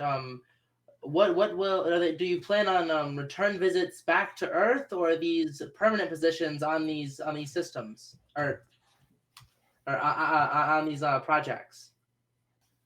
Well, at the moment, we our initial plan is to establish a space station in orbit around the location.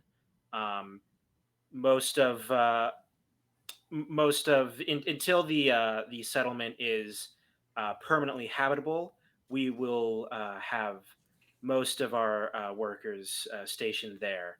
Um, long distance space flight is still an early technology, and it still takes time. And it may be some time before our workers are able to return to Earth. Um, but they everyone that I've talked to on the factory floors and above have expressed just deep excitement for to be working on this revolutionary project. Um, uh, aside from what sort of accommodations or incentive are you giving for these workers to move to these places? I imagine that it's a long commitment for this sort of project. Are there any sort of plans or accommodations being made for the families and the people that are working on this?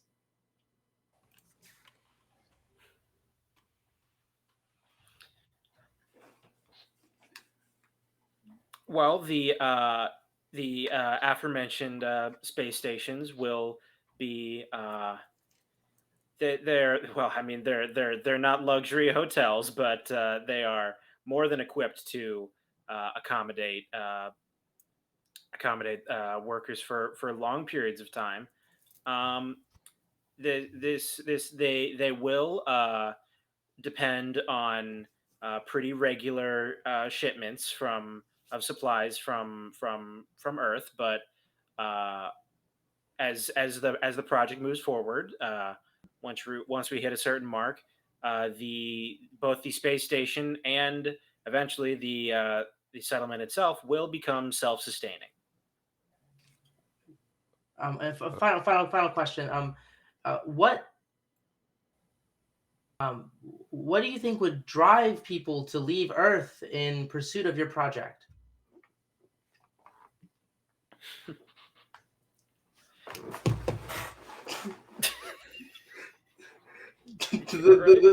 The greasy little like smirk Yeah. of self-assurance.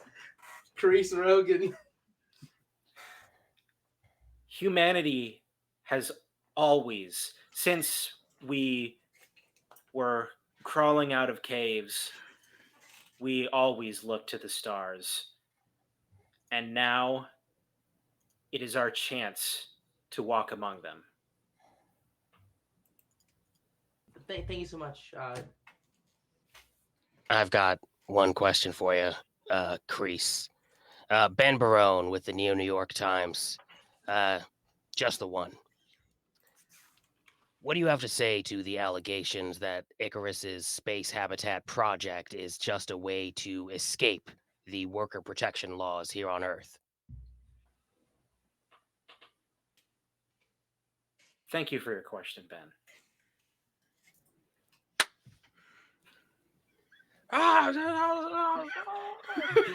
Does Crease not answer?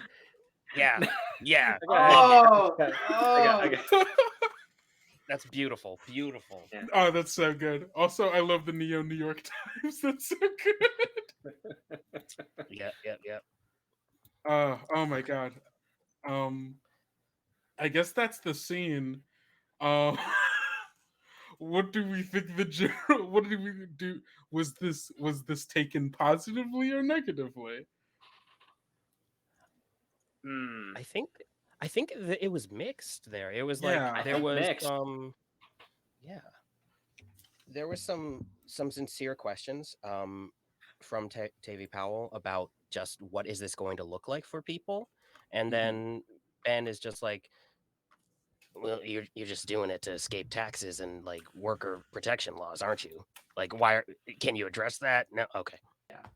Damn it. Good question. Very And good Kreese was- question. Yeah. And the- Kreese was the- kind of like I think the implication there was that they're like, yeah, like so what?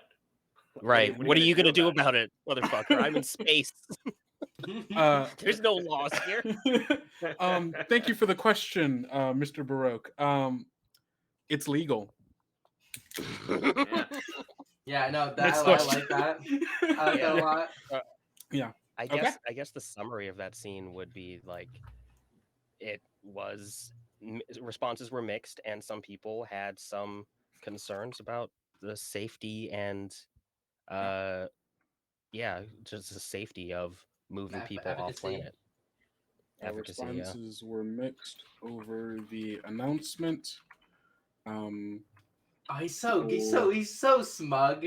He's so Voiced concerns over safety Gus, and implementation. I want you to know how much how much that just like it really Very good. added a lot. Perfect right there. All right. I think for the next ones, just keeping it in mind for all of us, we'll try to keep them a little shorter. Okay, sure. But other than that, I think that was a good scene. Mhm. Good first scene. Yeah, for sure. There is one step there that might help us shorten the scenes that we didn't quite do, but we kind of did it because we talked about it. When you start a scene, what you are supposed to do is go around in order and reveal the thoughts of your character. So that could be like just a Oh. single sentence.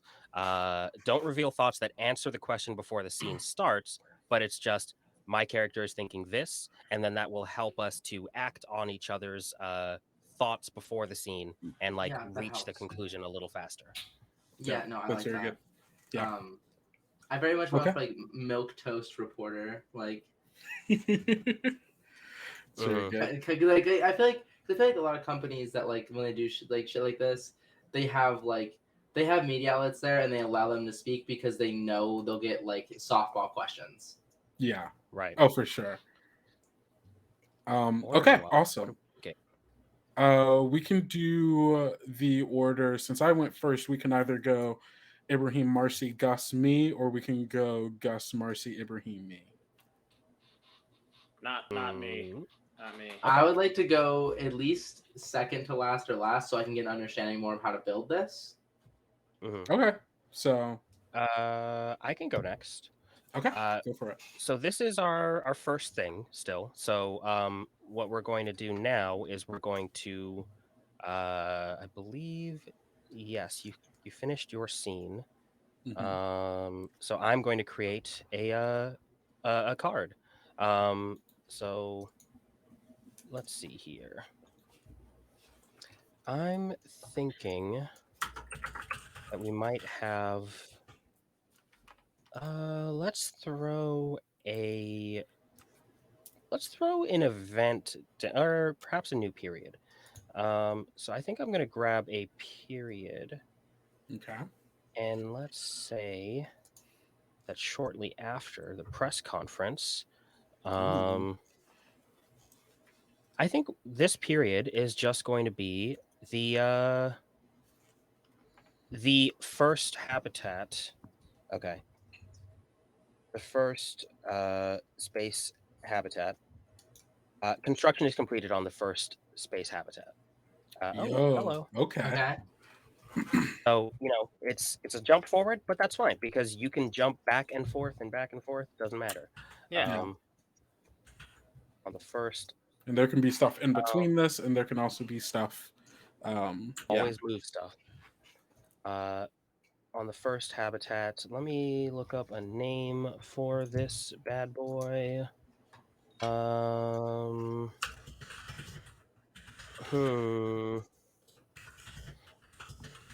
Okay, I think I might have one here.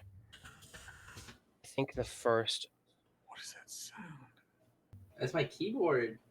Oh, it sounded like weird sci-fi noises. It sounded super cool. Yeah, ready? I can. Yeah. I think we're gonna go with the. Okay. All right. Oh, okay, I got it. We're going to go with Asimov's station for the first habitat. That's Ooh, good. I like Okay. that. Very good. What So ki- let me just. what kind of habitat are you imagining it? Because there's so many So I different types, right? believe this is going to be an O'Neill cylinder. So an Mm, O'Neill cylinder beautiful. is a sort of oblong form. Sorry, I'm typing and talking. So Asimov station, an O'Neill cylinder is constructed or is declared finished. Move in ready. I like the idea that we leave it vague, so that's what we're Yeah, going to right. do. So an O'Neill cylinder is essentially an oblong form that rotates along one axis to provide some semblance of gravity. An O'Neill cylinder, the way that it functions, you will have gravity that varies throughout the length of the structure. So if you're at one of the poles of the structure, you would essentially be in like 0G. The pole would also be the primary way of moving about the station. If you need to go from one area of the habitat to another, you go to one of the poles, you enter what would be the 0G shaft, and then you can go to any point, pop out, and you're basically at your destination. That's cool. Yeah. I like space. I really like space. No, that's that's really super. fucking cool. I'm very so big question. Is this an Icarus one or is this a different, like completely different company finished first? I think you know what? I think this is going to be Icarus. Icarus had the big announcement. Mhm. So I will say Asimov Station by Icarus.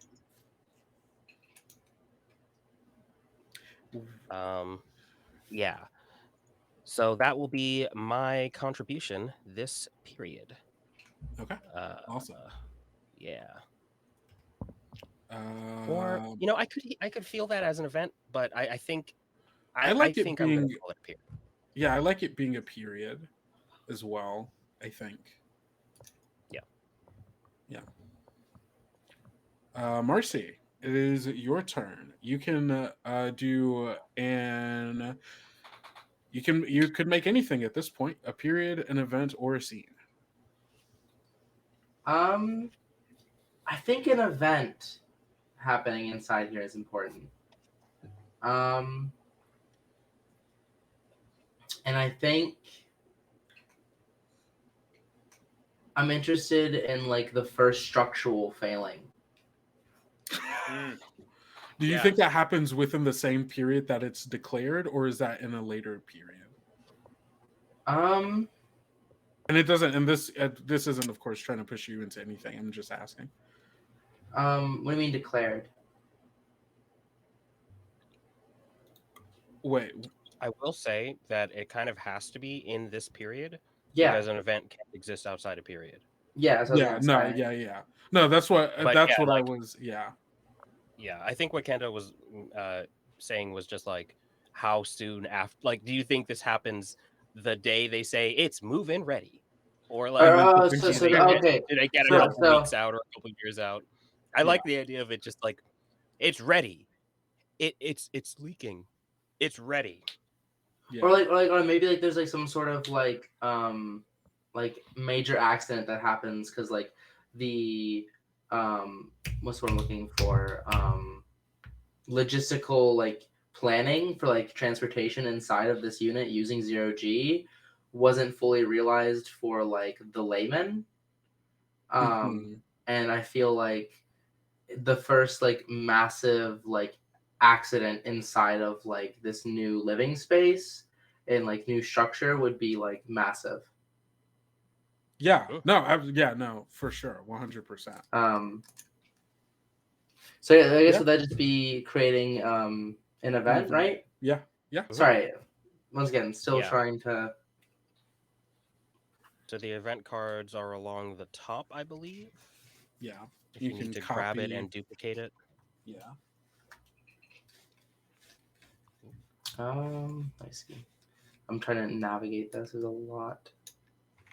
You're good. Yeah. Duplicate, and then you drag it down. Oh shit. You got this. No, but yes. Do you just put it right underneath like this? Yeah. Okay.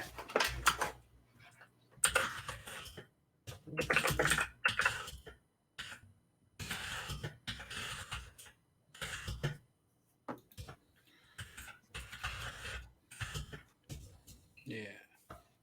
And if you want to describe what you see the event as, like keeping it broad strokes, but just like if this was in a history textbook, the entry for whatever the name of this event is, Yeah. what that would read in the little blurb. Yeah. Do they like give it a named incident? What would exist in here? I'm interested. Oh, okay.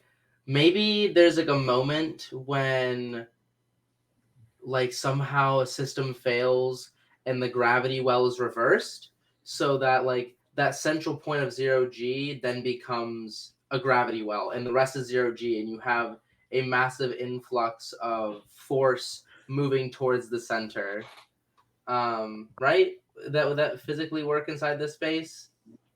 Because it has artificial gravity inside of it to exist, right?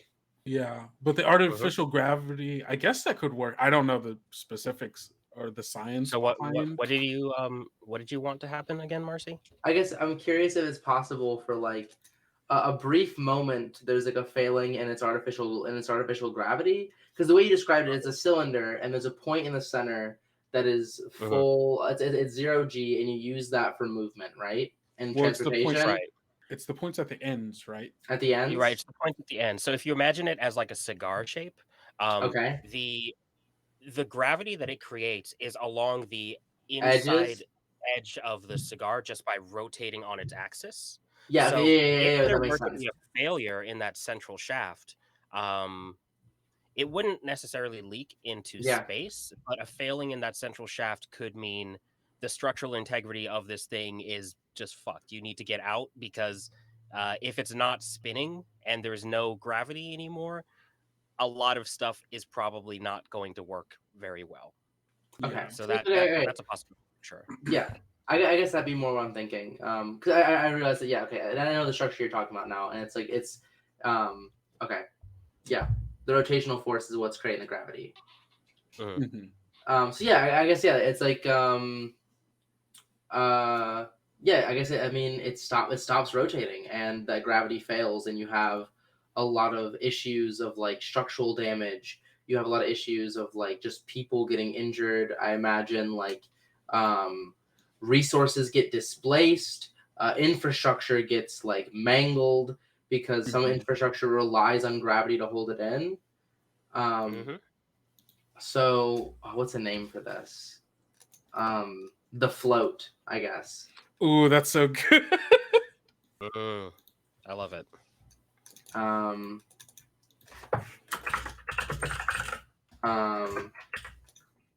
So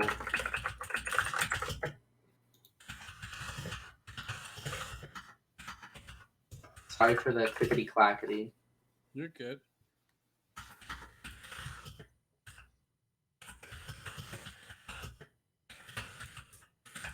I think it's with the word structural. Hard. Spelling is hard. This the way that you have to zoom out to see any amount of the board in Milanode is messing with me. Yeah. There's a better word than mortal. What's the word I'm looking for?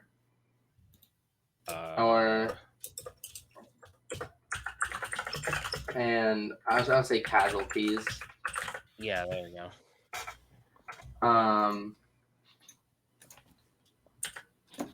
Yeah, and I think that's like the first large moment of like of people kind of like seeing like the failings in these structures. I think that like it being like the first major one's important. Yeah. And people kind of like feel. I mean, like living and like people like sorry. Yeah. Well, what else can I flesh out here? I think I don't know if you necessarily need to flesh out more because scenes or other stuff in that can happen. Yeah. Yeah, I So think yeah, you've just as like really the captured the essence of it. Okay. Because this is we know how they feel about it. We know what happened, and we know the after effects of it. Yeah. Or I- what what happened. yeah. I think one thing maybe I want. Is there more that I can add here? I don't know what detail I can get. Is I think it'd be interesting to add maybe a thought of like maybe like higher class people that live here, or even like foundational benefactors to this program had safeguards for themselves Mhm. that were more I- accessible. I Or think is that too specific outside of an event? well no, I was going to say I think that might be an interesting thing to explore inside of a scene. That would be That makes inside. sense. Yeah. Okay. Yeah. That makes sense. Yeah. Okay. That seems cohesive. I think so. Okay. Lovely. Okay. Awesome. Gus. All right. I want to build off that with another event. Ooh. I think the way I kind of want to, the way I'm sort of picturing this is the float is not just obviously a huge tragedy, obviously a huge I see some A little crease bit of coming out crease, here. yeah, exactly. A little bit of crease Rogan still in you. yeah. They're haunting me a bit, but it is a for the Icarus Initiative. It is a large financial loss, and it is a large, a absolutely massive PR disaster. Yeah. So, I think it is decided by the higher ups at the Icarus Initiative that the that this station is too prone to human error, and they begin development on what is to this date the most advanced AI ever created. Can I give you Okay. an? Oh, is Icarus doing this, or is this a different company? I think it's still Icarus. Okay. I think it's still Icarus because we established that they're a tech company. They're I a don't. conglomerate of other companies, Sure. which include tech for sure, Right. but also outside of it as well. I like that. I like the event that you're describing. Or it sounds like you're leaning towards an event. Yeah. I think it's an event. But they begin this. I have a name for it, and For the artificial intelligence. And I think it's an acronym. I don't know what it stands for yet, but and yeah, it's on the nose. But I think the name of this, I think the name of it is Minos. Okay. That's good. I love it. Keeping on theme. Very good. So you can grab an event card. I think you might be able to duplicate Marcie's. I don't know if it'll let you duplicate that, but there's still the template one at the top if you need it. Also, I put in chat. I think someone redeemed a stretch in chat. Redeemed a stretch. Do we need to stretch? I can't do we? stretch. Is that how that? Is that I don't know how Do that we works. do I need to go get one of my pets and see Yeah. put them on camera until they stretch? Is that how that? Is that how that works? That might be. Kendo, I need your guidance here. Stretch. I think we're just supposed to stretch. Get up, you stretch. Get some. I don't stretch. I pop. Limber. You get limber a little bit. Gus will remember getting limber, maybe. Yeah. Everything clicks. I'm getting old. Yeah. Well, that's why you got to stay limber. Gotta get limber. Yeah. No. If I do what you and Gus are doing right now, I'm definitely going to pull something. Yeah. We also got to do. Okay, then stretch your fingers a little bit then. Oh, that's good. Also drink Actually, some that, water. We that's gotta actually kind hydrate. of Thank you, Belly. that's kind of nice, to be honest. Mm-hmm. Stretch. Be reminded that you need to take care of your human body. It's a good reminder. Right. Awesome. Development of meanness. I like that. It's so good. I'll leave that. So this is supposed to be the most technologically advanced version of artificial intelligence that we've seen so far. Yeah. Got it. I think I know the name of the company under Okay. under Icarus that is doing this. Hit me with it. Hit me with it. I'll add it to this. It is called Babel Technologies. My God, y'all are just firing on all cylinders tonight. This is amazing. Right?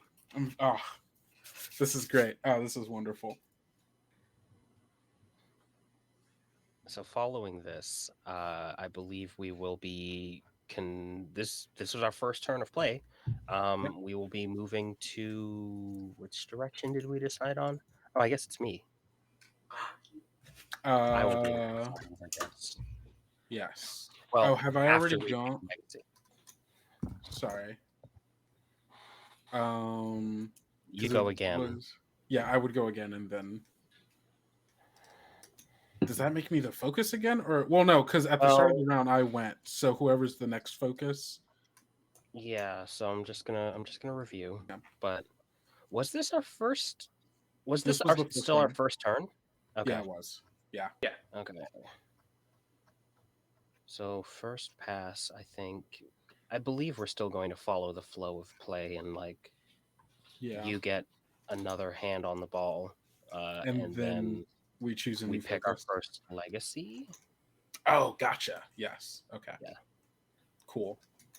Awesome. Then I'm going to create a new period.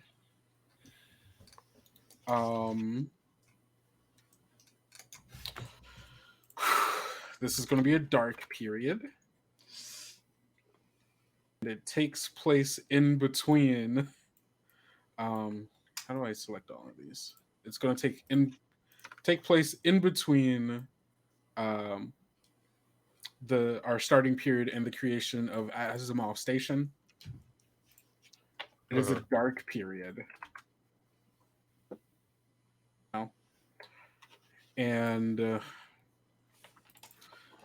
what am I going to name this period? Essentially, this is going to be the era of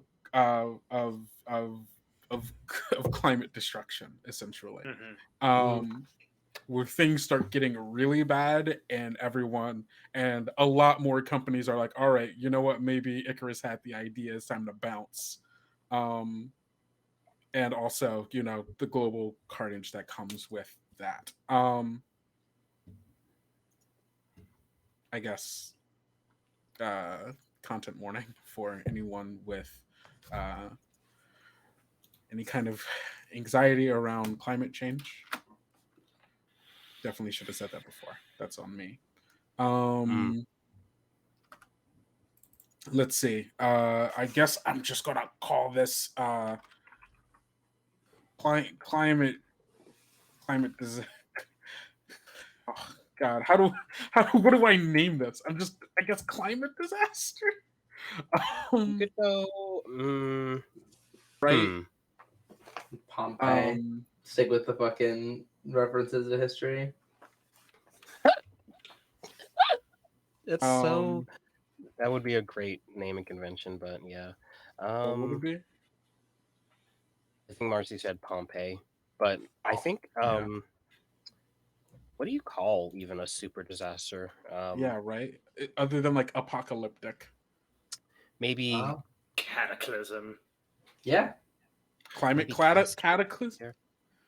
Ooh, environmental calamity. Right. What are the end times in the Bible called? Isn't that like Armageddon? Armageddon. Jesus. That seems a bit. I don't know about. Earth undergoes oh my god! I guess environmental collapse. just like if you focus on like the maybe like the space stations like hyper reuptake or entrance of people leaving Earth is like it's like the fucking rapture. Yeah, Oh this my I mean, god. all of that can fall under this, but yeah. So I'm going to call it Earth undergoes environmental collapse. Um, over the course of many years, um, the number of climate or the number of um, disastrous, yeah, natural, yeah, the number of natural disasters would be better. Natural disasters increase exponentially, causing oh, hold on. Okay, come on. I can spell here. Natural disasters increase exponentially, causing mass. What's it called? Migration to um, uh, to unaffected, not unaffected, causing mass migrations. That's vague enough. Because it's not just because not everybody can afford to go to space. Most people don't go to space. So that is my thing. That is the end of the first round. So I do want to just check in with everyone. How are we feeling? How do we feel about the first round of play? How confident do you feel in your understanding of the systems? Do we feel good about this? I'm feeling pretty good. Yeah. It's possible. I feel like maybe I should have focused on a period more than an event, but also like that's okay. You're totally fine. Yeah, we live and learn, and we can continue building. There's, we got time. Yeah, it's true. Yeah. So we just repeat this over and over again, basically. Yeah, essentially. We will be introducing legacies. I believe if unless you need to add another one, Kendo, you are. We can start now. Yeah, I can add a legacy. Legacies. So, Kendo, you were the lens for this round. So a legacy is going to be chosen not from the next player in the order. The person who chooses the legacy is essentially going the other way. So if the order is Kendo, me, what is it? Kendo, me, Gus, Marcie, or Kendo, me, Marcie, Gus? That second one you just said. Okay, Kendo, me, Marcie, Gus. Okay, so that would mean Gus would choose the legacy from this round. So to choose a legacy, you're just going to look at what occurred in this round. And so any element of the history that you want to remember to explore later, you can just mark that as a legacy. And that can be as simple as just like taking a sentence that you think is interesting, that describes something interesting, and pasting that or like copy pasting it into the legacies. And we will just keep a hold of those legacies, and we are able to pull from them later to create well, first you will create a dictated scene or an event that relates to that legacy, and then later on other people can do the same. Okay. Did that make sense? I'm sorry, I prattled on. I think So I would just pick something that we have already like explored. Yes. Yep. And I'm basically marking it as like this is interesting to you. You want to play with it more. Interesting. This is evocative of this era. That was a thing that stood out to me about this turn. And you're going to create a dictated scene, which is a scene where we don't play the characters. You just tell us who's in the scene, where it happens, and what happens. And you still do the question thing, but yeah.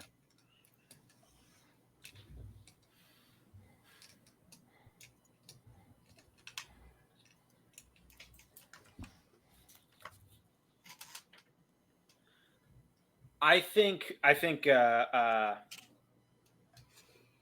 the one thing that Kendo just said in his last one was that I think is pretty essential to what we're building here is not everyone can afford to go to space. Uh-huh. Um, Yeah, that's a great legacy. And then you can give us a scene of that or describe it to us. Yeah. yeah, I think.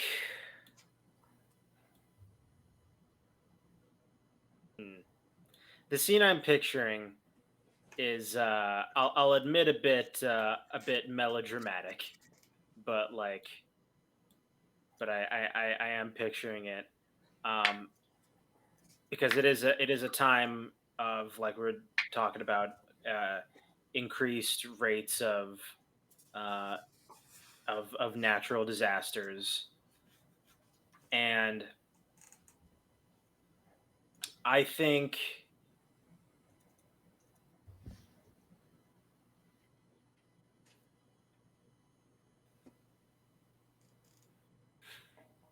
think what we are seeing is um, uh, dock workers on a coastal city, um, and to the we'll say to the north there is a distinct um, a distinct trail leading up and out of sight from a rocket from a spacecraft departing Earth, and from the other end on the south we see storm clouds, big and dark and approaching, and we see these dock workers uh, looking to this rocket trailing off out of sight as they are preparing for the coming storm. Mm. That's so good. I love that. Yeah. Amazing. Awesome. I think with that being like, I like that being a nice like ending of this round. We're going to take a very quick bio break. The stream will be going on until 10:30, so we'll come back at 20. Okay, let's just make it an even 30. We'll come back at 9:30. And that'll leave us another hour. So we will be back with all of you at 9:30. Please stick around. Go get something to eat, drink, whatever you got to do, and we will see you all very soon.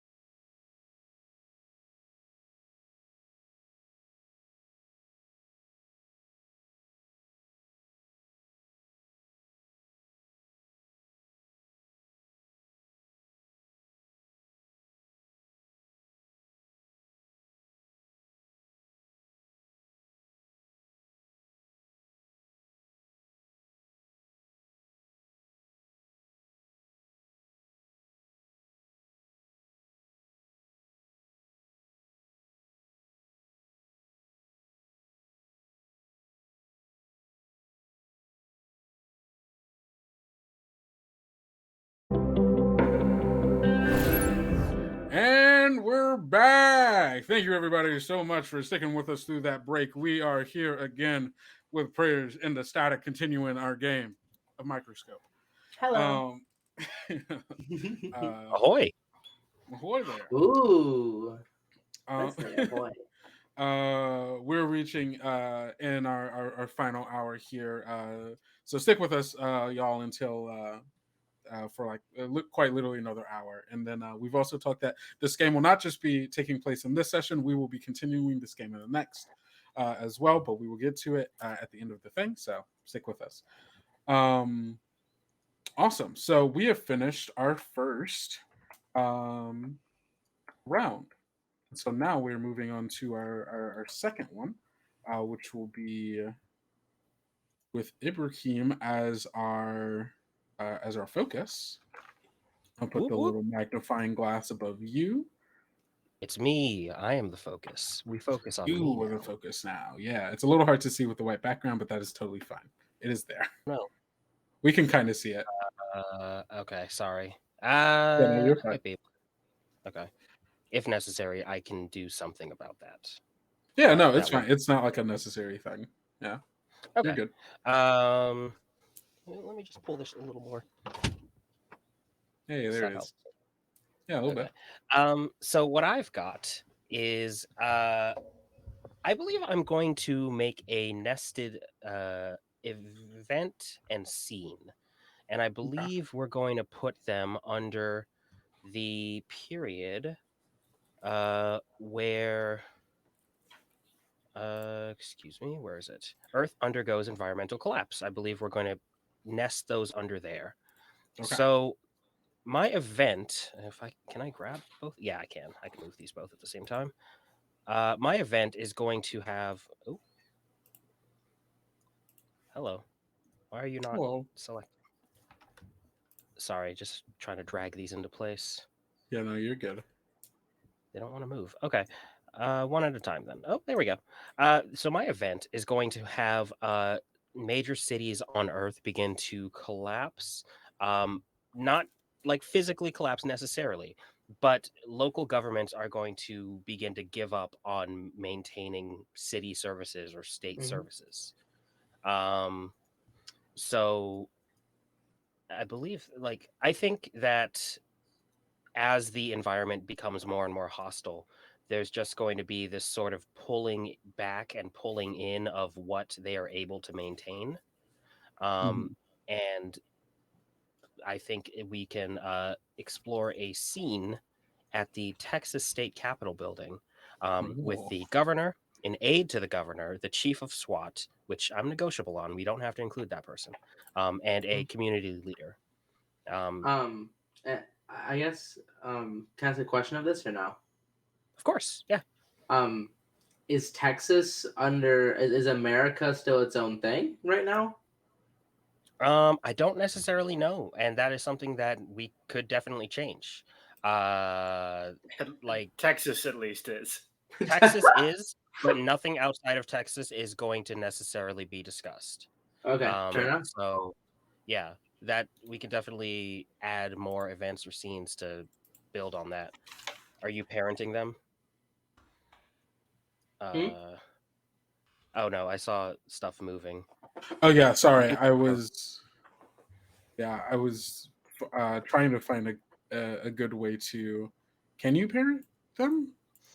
You can if you take like the text box from it, you can add it in to the thing. Oh, gotcha. But the way it does it is weird. It doesn't quite work. Yeah. But anyways, are there any objections to the chief of SWAT being in? I know policing is like a sensitive subject for many people, myself included. And I'm not going to really discuss in any detail anything. I think that's outside of the scope of the scene. But I think it's fine. If I can add a proposition here, just because the sensitivity around policing, instead of it being the chief of SWAT, we can have that one specifically be one that's time, and that could be state police. Okay. As a general factor, that is a pressure on both sides, if that makes sense. Hmm. How would we feel Okay. about changing it to like a National Guardsman? Would that perhaps I'm okay with ease that. that? Okay. I feel like it Um, still kind of has the same like undertones and like vibes though, right? Right. Like we can go like just military force Yeah. and leave that as like a group thing. We won't specify who exactly that is. So when playing that, I guess. So to set the scene, I guess a bit more. The scene is taking place in the Texas State Capitol building. The governor, aide to the governor, local community leader, and a representative from a military force of nondescript nature are discussing pulling back from the edges of the city and essentially stopping uh, basic services, water, electric, Mhm. internet, phone, just stopping to maintain them. They're not cutting anything off, but they are no longer going to maintain, upgrade, fix anything outside of basically the direct area around the Capitol building. Gotcha. So I believe what we're going to do now is have y'all choose characters. Yes, if that's so. Yeah. Characters will start with you, Kendo. I'll be the governor. Okay. I'm gonna find a good name for this Right. governor. And Kendo, then Mars, Gus. I'll be aide to the governor. Cool. Marcie, the other two available, one is the military representative and the other is the community leader. um I will take the military person if that's cool. yeah, that's fine. Okay. Yeah, I know that one's not a role that anyone really wants to take. No, I mean it's fun to play. It's fun to play the bad guy sometimes. Oh, I mean, trust me, I know it's fun to play the bad. Not Yeah, the I know you military know. is a bad guy or anything. I would never say that. Oh, we know what this stream is. We all know. Yeah, we So we I know think we know what we are. We are. I guess We the are question sunset. would be, God, man alive. I guess the question here would be something like, what prompted the final decision to abandon the city outskirts? Which city is this as well? Oh, Texas State Capitol, so it's Austin. so it's Austin. Oh man. Oh, that water's really made it far. Okay. I love it. Okay. So for the setting for this, is this just like us in a conference room, like talking about the plan to do yeah, that? this would be like in the main conference room in the state capitol. Actually, like I've never actually toured the state capitol. I have no idea. So I have no idea. whatever. What like. It looks Yeah. like the White House. We'll just say that. It looks like the Oval Office because Sure. why not? Why wouldn't it? Right. Well, I'm curious. Wait, here. Can I ask a question? Yeah. Sure. As maybe this area has become more turbulent, maybe violent, how has this government maybe changed the way that they construct their capital or the way their capital exists? Like, I guess I guess yeah. I think that's that might be gonna a come good. out. Yeah. What's I that? think that's gonna come. I think that's gonna come up in this scene So of we like are part discussing of how we're doing essentially- that. Yeah, this conversation is about the pullback, what exactly prompted it, and we're just trying to answer why we have to stop. So Yeah. Okay. Okay. Fair I enough. guess I will come in with the military force. So I imagine that the this probably isn't like a general or anything. This is just some random officer of some kind or another, basically a secretary that's coming in just to communicate things because the actual leaders of the military cannot leave wherever they are. It is the city has become very difficult to navigate, so I'm going to represent them, and I'm going to come into this conference room where all of you are meeting to discuss this, and I'm not even going to stand at attention. So, hey, Governor, aide, uh, I'll be honest, I can't keep track of what your names are at this point. We've been through so many governors and aides, and I. Anyways, I've got the report. Who are you? Well, I guess we're just throwing all sorts of common decency out the window for this, uh, and we'll like go and like tap the like little placard that has my name on it, and it says Lena Martinez, uh, Governor of Texas, Governor of Austin, Mayor of Texas. I don't. It would be Governor of No. Texas, I imagine. Yeah, Governor of Texas. There we go. Beautiful. Oh, sorry, Nice to meet you. Sorry, Martinez. What are your pronouns? She, her. Thank you. See, I still have some decorum. Ms. Martinez, it is a pleasure to meet you. I'm Petty Officer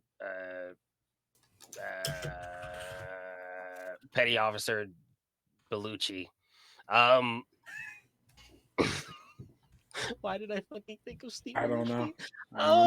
It is what it is. Petty Officer Bellucci. I'm just here to deliver the report. If you have any questions, please ask them. I've got to get back as soon as I can. But what are the state of things, officer? It's bad, as you well know. Essentially, we've had to abandon everything out in the suburbs. Maintaining those electric lines is going to take way too many resources. It is very difficult to navigate the roads. That's our main point of conflict here. Yeah. Okay. Understood. Well, we were actually just talking. I know that, and we'll kind of gesture towards the community leader. Marcie, I don't know if you've... Yeah. Am I in the room with y'all? Yeah. I think Okay. you were seated at the table with the Yeah, you governor, were and seated I at think the- I crashed this meeting. Like y'all were having Yeah. a productive meeting, and I came in and I was like, "Give me your pronouns." You see kind of you see a sort of like withered old like kind of like scraggly individual like sitting across with like very much like worn clothing, but like worn in the sense that it's intentionally worn. I'm Willie Cookins. I'm leader of the Servants of Freedom. Now. Oh God! Oh, is this a reference I don't get? God! No, it's not. I'm just the energy in the room. Willie Cooking, Servants of Freedom. Oh, come on! I don't trust this man. I love this. I use these, him, their pronouns. It's a pleasure to meet you, Zare Cookins. Is that Cookins? Like you cook, or no? Just Cookins, the family name. Oh, okay. Someone in their family cooked at some point. Right. At some point, cooking happened in this ancestral line. Listen, something's cooking. Right. Sorry, I didn't even address you. Who are you? Listen, the people outside of your city limits are growing restless. Now, I think we all know what it's like to be here, and we want to be strong again. But we're looking for something, and the people are growing restless. Now, it's a few days, I say, till you start seeing a little bit of aggression from individuals. Um, People out there are thirsty, starving. Um, we have to stick to our own at this point, and it's without us around. I mean, it's basically a free for all 2 miles from this building. What exactly is it that you're offering, Mr. Cookins?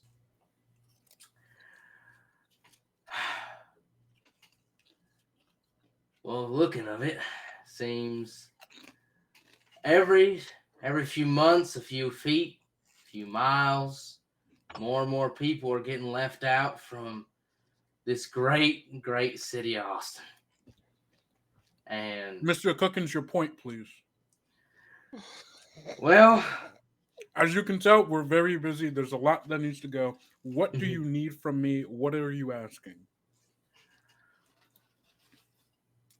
well, is Austin looking to protect its people or protect itself? Well, Mr. Cookins, you know Austin is the people. Keep Austin weird, and I think everyone in the room goes like a fist up. Keep Austin weird. Keep Austin weird. It's a very Hey, it's a very practiced one from Willie. right. Willie does like a very like nonchalant like he's like, and I believe that. I believe in the people, but the people are fragmented. And I want some sort of security to know that we are still looked after by you great people here in this building.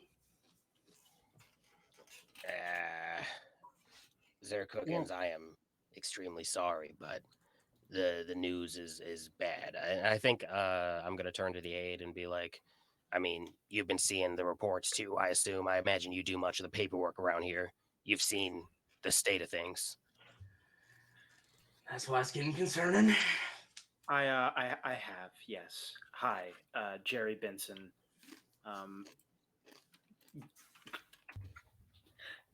Governor's Carry aide. on.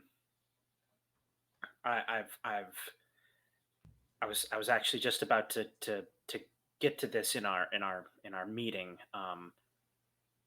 but Madam Governor, there the press has asked me to, or has been asking for a statement on the rioting that has been taking place statewide, and Okay. they're growing impatient.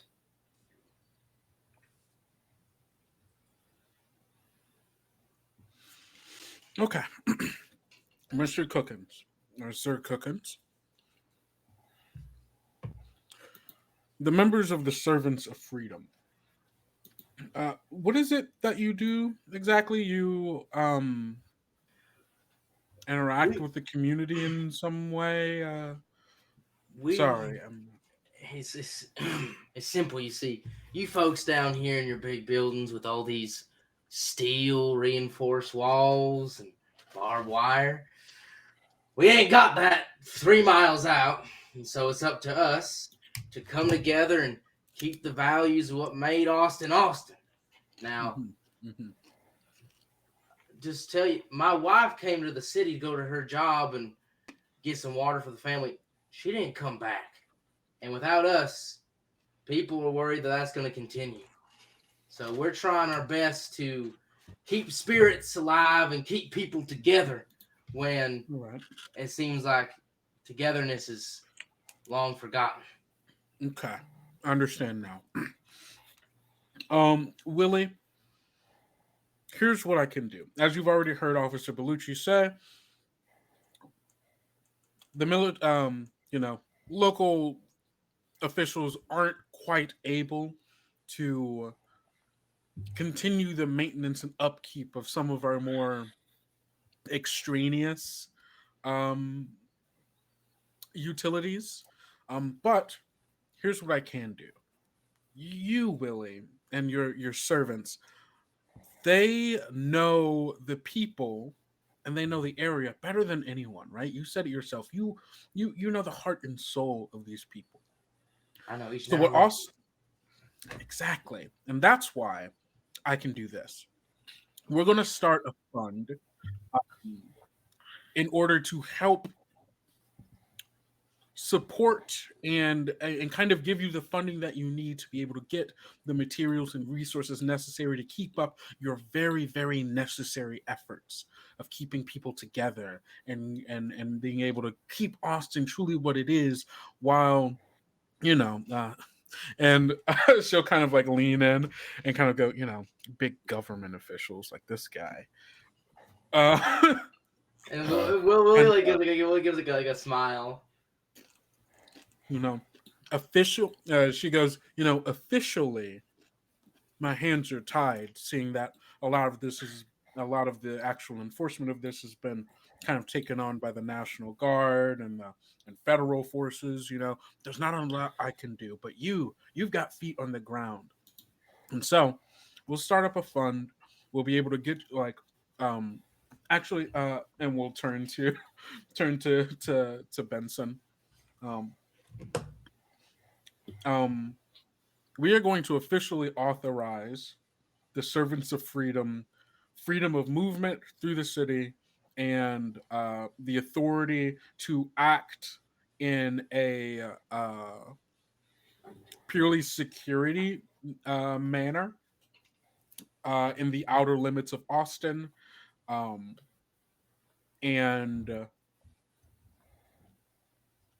Will be actively giving them state funding in order to procure resources and stuff necessary for um, their security and community infrastructure uh, um, activities and projects and such. Activities and projects. Thank you.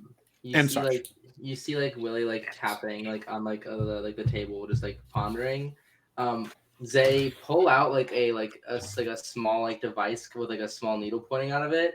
Put it like underneath like their jaw, and as they push a button, you hear like a loud gas, just like, and they go.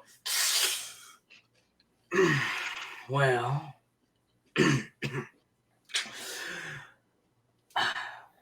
I would consider such a thing if maybe, and then Willie looks over to the military official.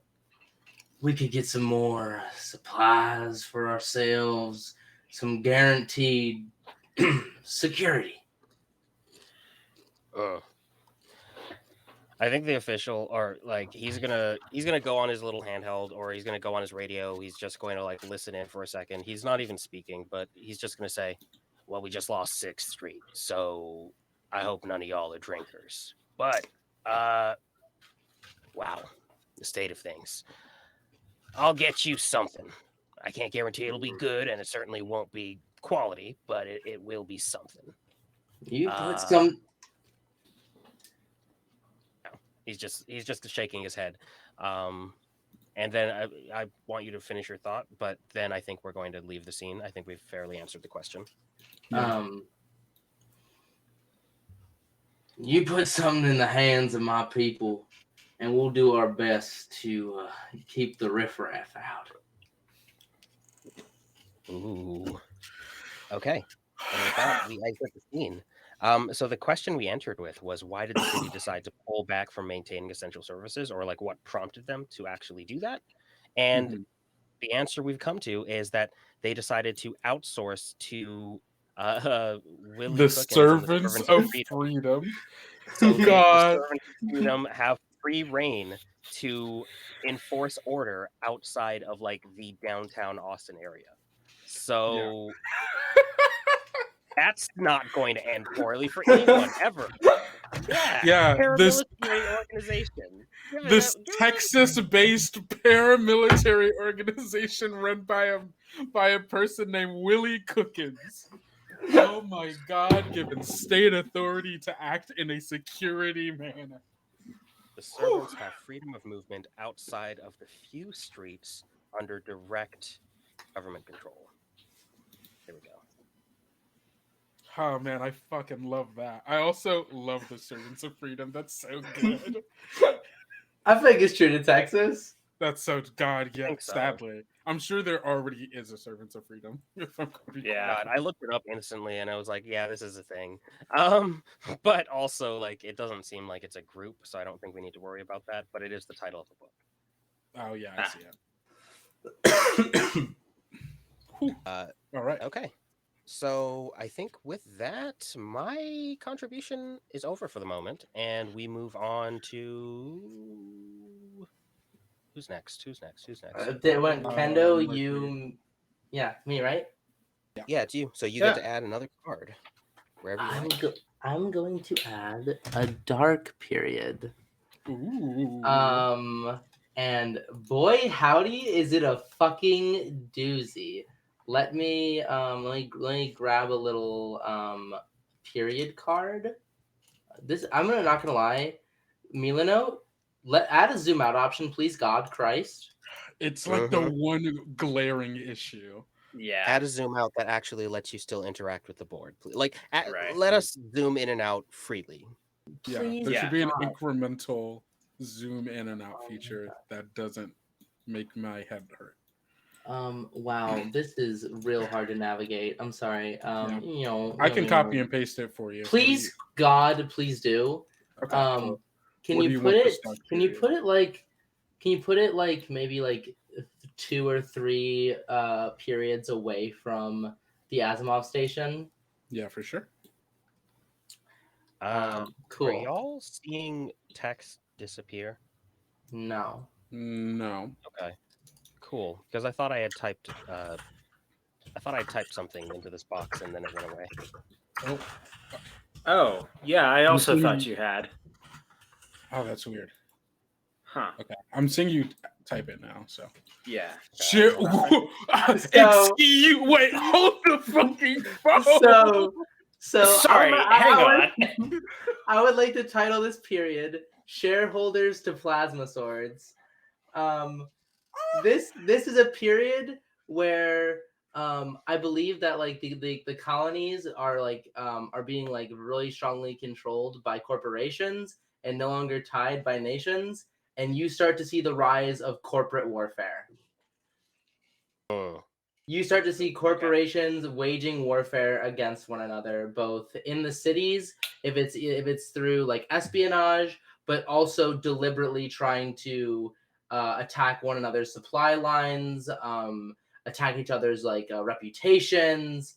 But like this is when corporations start to form militias and private militaries. Oh, that's so good.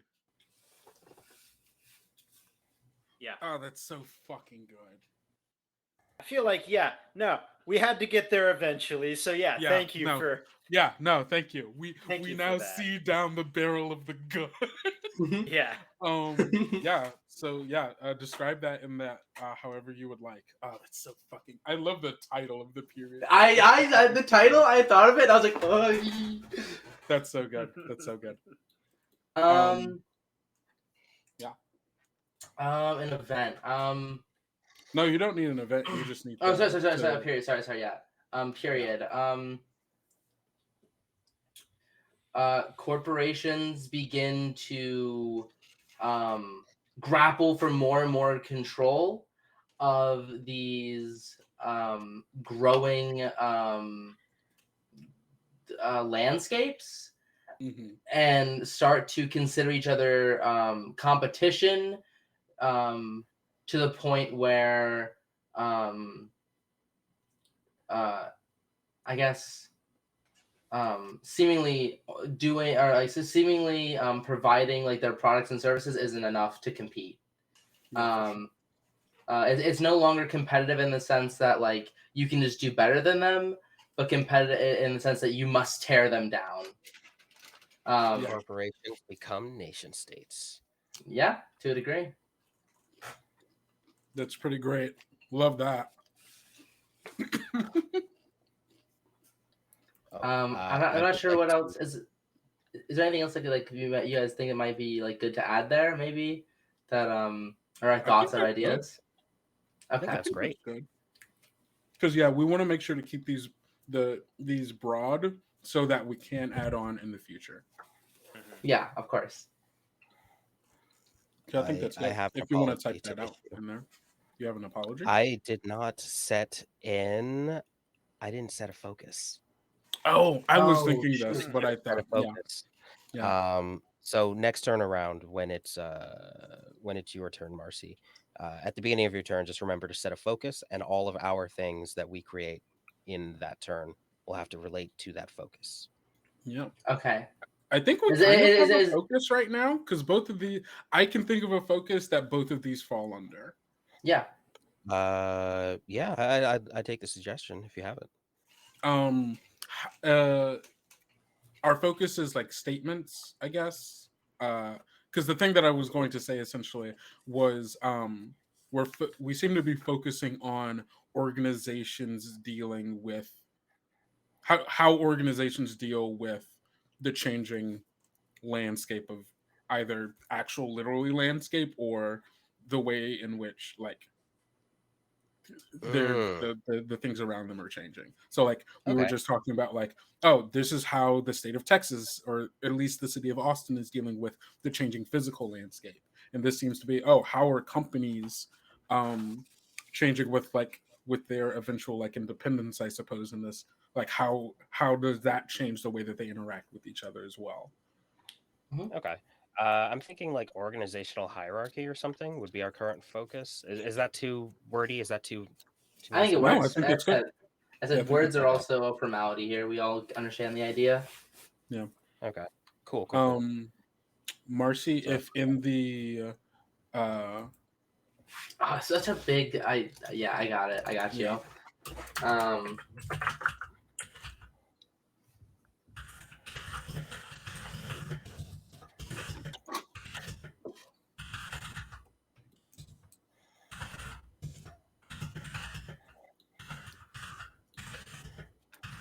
God, that's so fucking cool.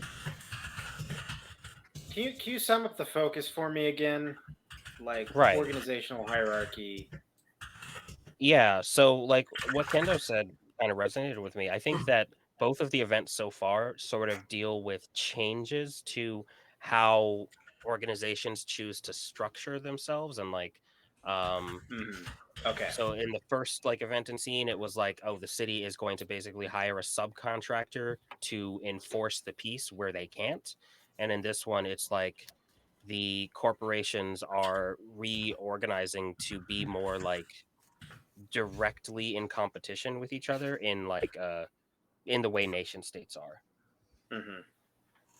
So yeah, I think with when Marcy sets a focus, it'll more come into play because we'll all have to create scenes that relate to that focus.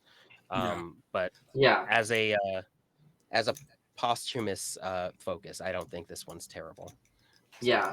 And I think what was the focus you had, Kendo? I think that I didn't recognize the focus in our first round. The first round we didn't have a focus. Just Okay. because we didn't have because it was an open thing for us to Okay. make whatever. Okay. Cool. but we will Okay. keep track of focuses going forward too. Yeah. Also, I would reiterate. I was really fucking happy with that name, the title for that period. It's a very good It's name. really good. It's so good. All right, what you got for us, Gus? Okay. Yeah, I think mine still fits in this. With this focus. Um, it's I think this will be. I think this is going to be a period, and I think this is going to be. I think this is going to be a light period. Mm. Again, like very debatable, I think, but As light as this can really get. Yeah, right. Right. You have to look Um, for embers in the dark. You and wanna- I'm going okay. to call this. Hmm.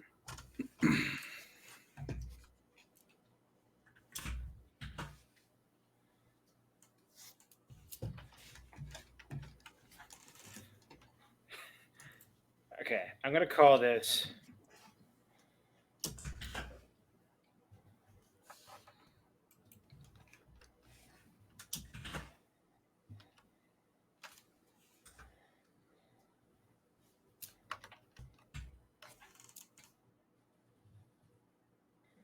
The anticipation. Ooh. Let's see. That's an interesting place for it too.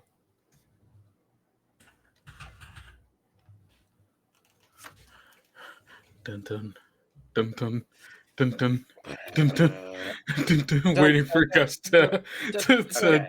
the Prestige. Woo! I'm calling this Rise of Zodiac Technologies, or Corporate Eyes Turn Skyward.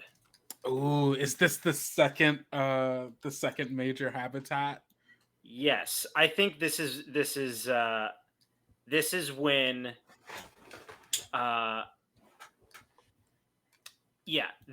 this is when the other like large corporations on Earth start to think like, hey, we could do this too.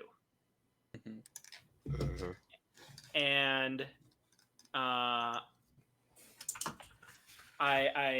want to I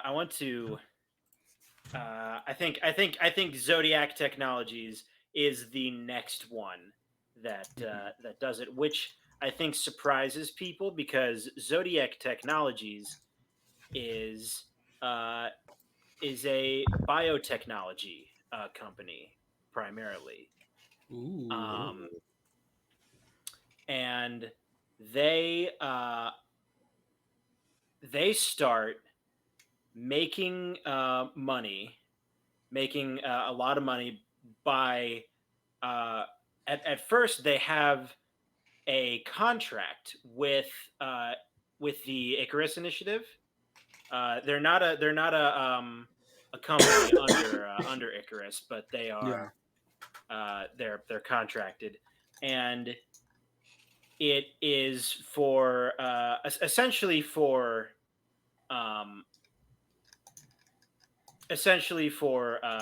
like vitamin supplements, because I think that's a problem. I think that's a problem for Icarus.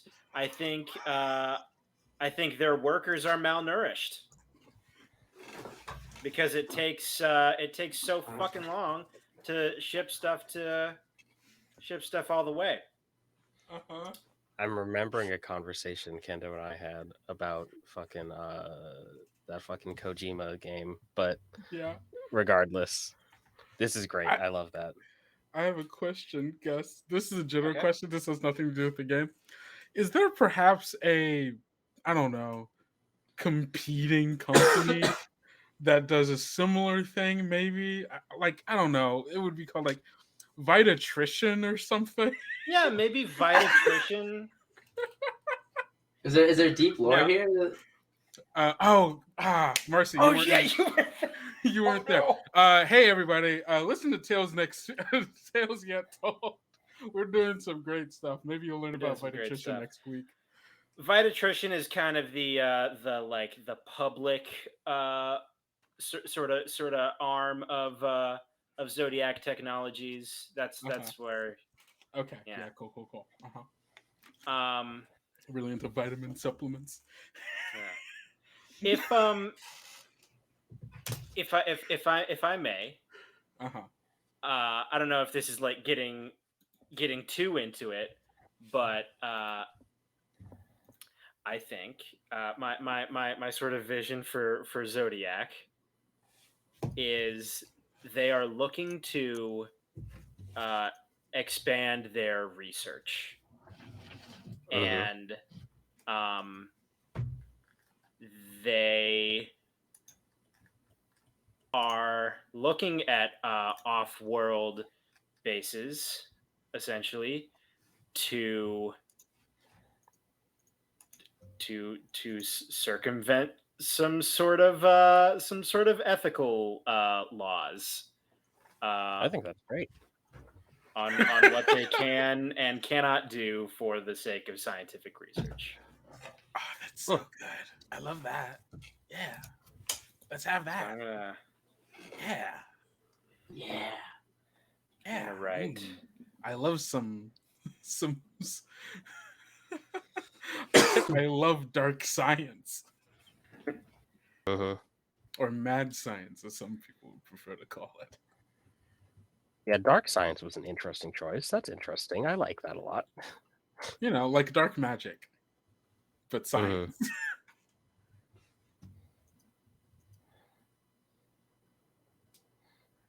Ah, that's so good. That's so good. Okay. Big fan. Big fan, big fan, big fan, big fan, big fan. Big fan. It's getting a little cold with that big of a fan. Yeah. I'm gonna. Or sorry, is that all you had for that one, Gus? Yeah. Okay, cool. I'm gonna add an event then under the shareholders to plasma swords. Oh shit. And this event is no good. No good. I'm just going to establish a brand new station here because I think that'll be fun. Yeah. Okay. I need to think of a name for it though. I don't want to like hold on, I'll say it after you create your event because there's a thought in my head because I was thinking about events that could happen here, and I'll tell you in a second after you create your thing because I don't want to influence your thoughts. That's totally fair. I'm trying to think of a name for this station that doesn't feel Eurocentric. Because like everything we've done so far is like Greek and like that's true. And like perhaps the world's bigger than that. Okay. Maybe something from the Afro, not what's the word I'm looking for? Not Afro punk, but maybe something a little bit less European. Yeah. I mean, is there a regional theme you'd like to have? I mean, it could be anything that's not white. That's fair. True. It can. Hold on. Like immediately, the first thing coming to my mind is like maybe something that's Japanese, but like also that feels like weird in this, like within the history of cyberpunk being general, with everything being Japanese due to xenophobia and fears of the rising Japanese economy. Maybe something. I mean, I guess if you want to think of like big players in sort of like countries, maybe something more like Indian. If that's what about naming it after perhaps one of the famous Afrofuturist authors or something in that tradition? Yeah, that could be. There's people like Mike Pondsmith who did cyberpunk. There's people like Walida Imarisha. There's Sun Ra. There's quite a few. I like that. Can you spell that for me? Sun Ra. Sun Ra. It's literally just the word sun and then Ra. I believe it's stylized with just a space. Yeah. Okay, cool. Yes. Sun Ra Station establishes Sun Ra Station. This is wild to me because I know Sun Ra is a musician. That's fair. Sun Ra Station establishes colony. Why are you wet? It's wait. Oh wait. Okay, hold on. Whoa. Hold on a second. Yes. Okay. Cool.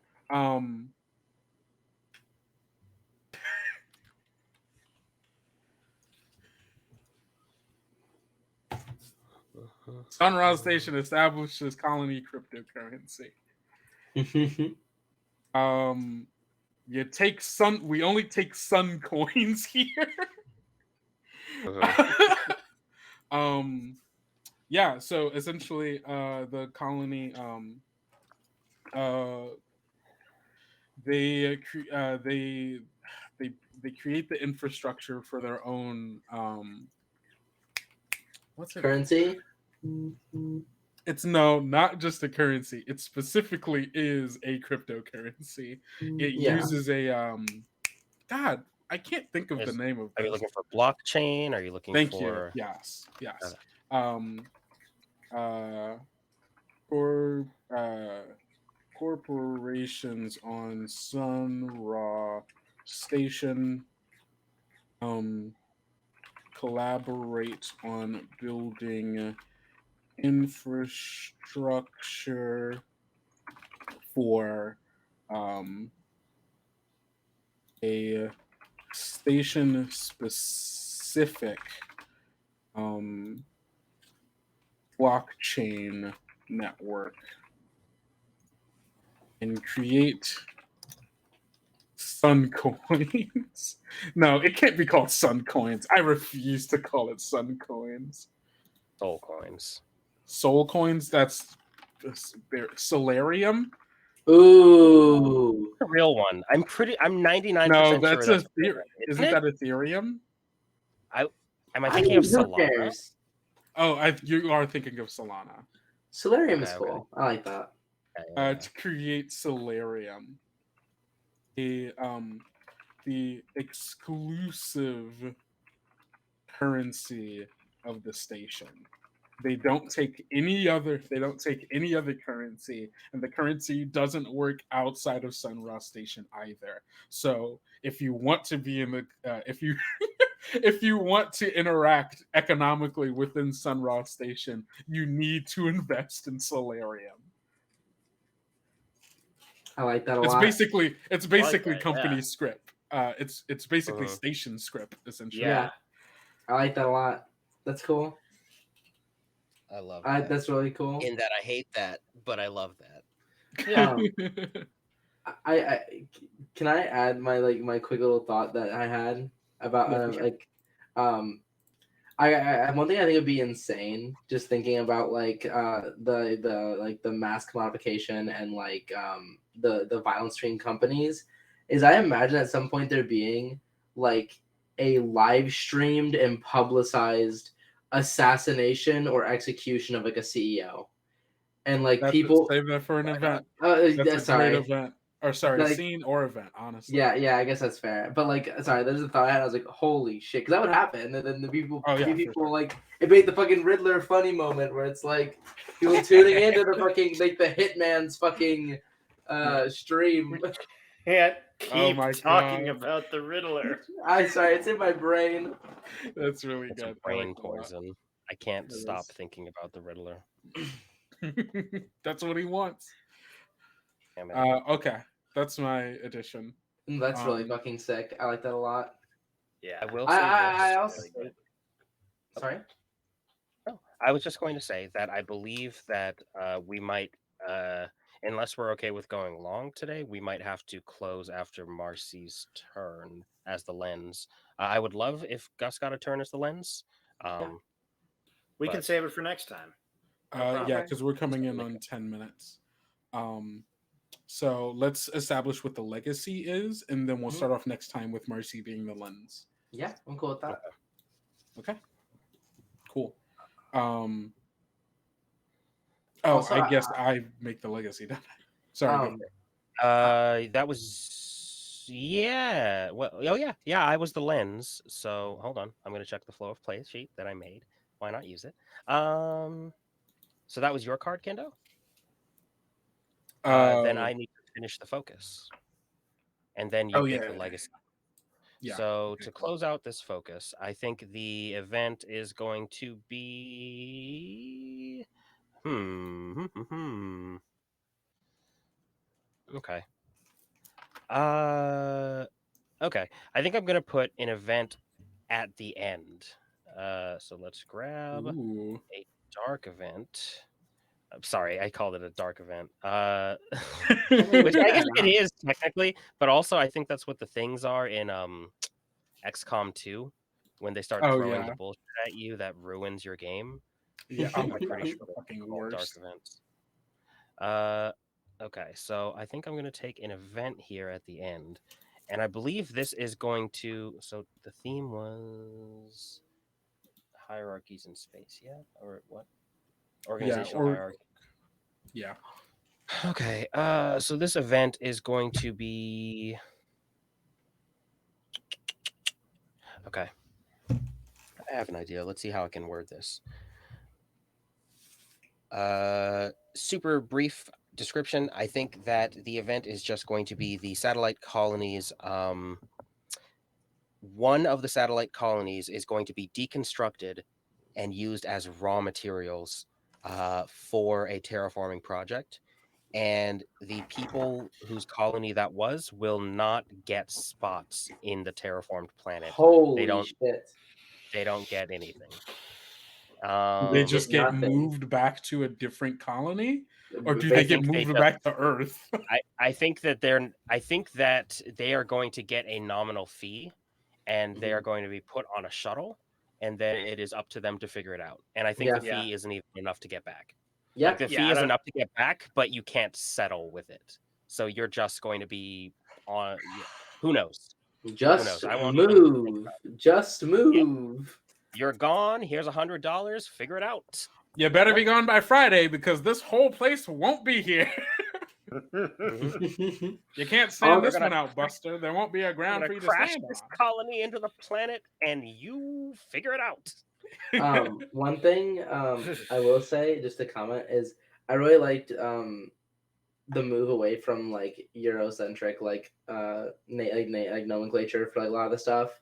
I think it makes sense for it to start that way because I'm assuming you have presumably a fucking white American man that is fucking Crease, and I assume that like the influence is there, like and like I think like they like those companies probably have an obsession with like the Greek yeah. and like Roman like naming of like the cosmos. Oh, for sure. And then like other people are like, we also are doing this. We also exist, actually. So, Okay. but I think it actually is a little bit fitting for it to start out like super heavily like white because that's how history goes. Tragic. I mean, yeah, Colonies do not get much compensation. Do you want to name this colony? I think I'm gonna leave it blank for now, and perhaps we can come back to that. I don't quite know, but I will say it recommends that I do too. I don't know if we have time for a dictated scene, so I think I might just close on this one. Okay. I mean, Okay. do we want to do dictated scene? I mean, are we okay with going a I few could minutes dictate. over? I could Do you dictate want? a really quick scene, but I don't Do know you, Go what for do you it. the. want? Yeah, go for it. I mean, how do you? Yeah, I don't want to take that. I think that'd be good for you to at least finalize on that, and a few extra minutes ain't nothing. Yeah, I think it'll be Okay. good. I think that'll be a good thing to end with. Okay, so I think we're going to imagine our camera zooming in on the colony. There's a ticker in the central chamber of this colony. This is probably going to be an O'Neill cylinder. So along the gravity shaft or the zero G shaft that makes the backbone of this colony, there are a variety of screens that people can look up to and like see news about the colony, what the weather is for the day, if there's planned to be any maintenance in any sections.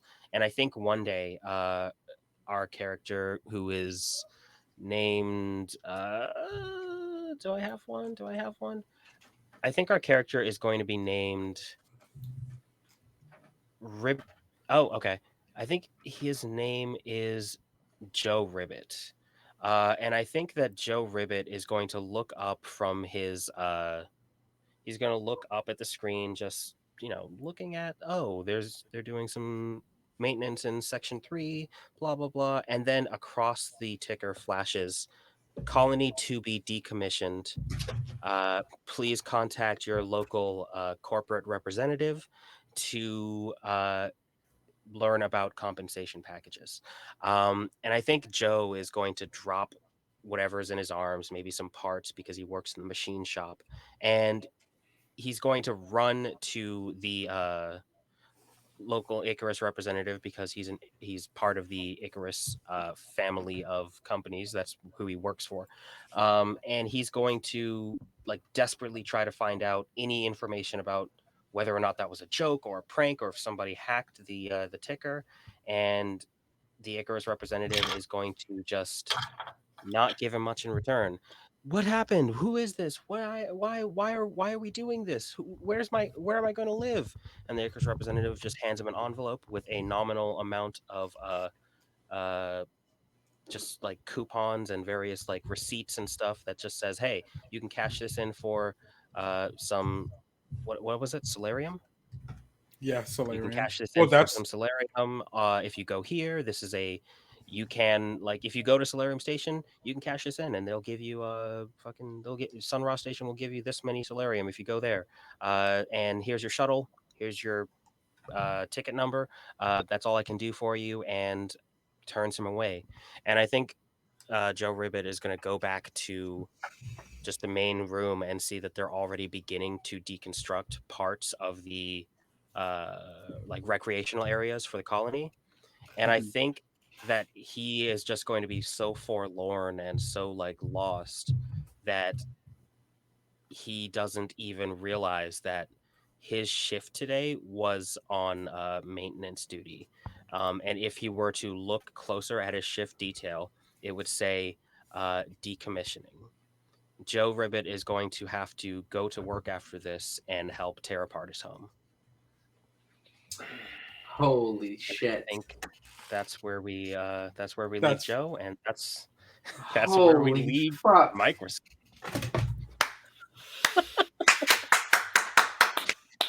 that's. I don't Yeah, even want to do my holy legacy shit. right now. I think that Yeah, that's leave such it a at good thing that. to end on. We can pick up the legacy next time. Um, absolutely Wow. bonkers. Thank you all so much for staying with us for this long. This has been amazing, an amazing first stream. Thank you all so much for being here. For being here, it means so much to us. If you don't already follow the Bards and Brews channel, please go do so. It's just a button click, and you will be able to find us here every other Friday. So our next stream will be April 15th. It will be with the same crew. I lied because we're going to be doing a second session of this. So we can really, really, really flesh out the rest of this timeline. So you will be seeing both me and Ibraheem, of course, but you'll also be seeing Marcie and Gus as well. Um, Marcie, do you want to give do some shout outs? What do you want to plug? Yeah, so I'm Marcie. I would first want to plug this incredible podcast I've been listening to called Tales Yet Told. It's this AP podcast where they're playing Babes in the Wood. And there's this one character, Dakota. Now, he is a troubled little man, but just phenomenal. Incredible little boy. And so I recommend you go check that out. Another like just an incredible like cast that is on that show. A lot of creative people, and I think that it's something that y'all might like if you liked us here. Um, Another thing is I have a Twitch and I also have a Twitter. You see the little at below me at Sophie Squid with an IE instead of a Y. If you like a bunch of random bullshit out of my brain, give me a follow. Other than that, I'm excited to see y'all 2 weeks from now, and I'm gonna let all these ideas fester and mildew in my brain, and I'm very excited. Yeah, I hope you all enjoyed this. Gus, go for it. Yeah, I'm Gus. Thanks for checking us out. I want to plug Walter the Weasel. Not Tales Yet Told, just my character on it, Walter the Weasel. I think he's fair. I think he's a weasel, which is really incredible. That's true. In my personal opinion. I also I make tunes. I make music sounds. The sounds of music, I make them with my mind and Holy computer. Yep. And if you want to check it out, I don't really have a ton that is like able to be listened to right now, but Oh, right now? big, Come on now. big Yeah. stuff in the works. Big stuff in the Yeah. works. Big Okay. stuff. There is a large stuff in the works. Yeah. Yeah. Ibraheem. Hello, my name is Ibraheem. You can find me here on Twitch occasionally when I feel like streaming. That is at Ibraheem_MA. You can also find me on TikTok at the same handle at Ibraheem_MA. I would also like to plug Tales Yet Told, which is a wonderful actual play podcast. I don't know if you've heard about it, but I've heard that there's some really cool people on it. Um, uh, I do various stuff on my TikToks and my Twitch. I talk to people. I do things. And do I have anything else to plug? Oh, uh, please check out the Starlight Tales stream, which is another actual play that is done on like Tuesdays. It's great. They're super cool. There's this character Mitsuki. She's the worst. I'm not in that, but I just love watching Mitsuki be the worst human being possible. So yeah, that's pretty much all I have to plug. Awesome. And I guess that just leaves me, your most humble facilitator. I'm Kendo. You can find me on all social media at Kendo Makes Films. You can find the actual play podcast that I run, that Gus and Marcie are in, that it's already been plugged 3 times. What's at that one Tales called? It's called Tales Yet Told, and you can look at that little app. Oh. It's right. It's right How do you spell over that? there. That's TALESYETTOLD, and you can find our Wow. podcast anywhere podcasts can be heard for the most part. And yeah, again, thank you all so much for watching. This has been absolutely amazing, and we are looking forward to seeing you all next week. Not next week, the week after, April 15th. And yeah, and we're gonna go to the outro screen, but stick around. We're gonna raid. I think we're gonna raid into Reckless Attack. He is currently playing a Pokemon Nuzlocke, which is fun. So we will be doing that. Other than that, thank you all so much. Don't forget to drink enough water, eat enough food, get enough sleep, and take care of yourself. Because self-care is very important, and I care about that. And don't forget to love yourself like we love you. Bye. Bye. Take care, y'all. Bye. Bye.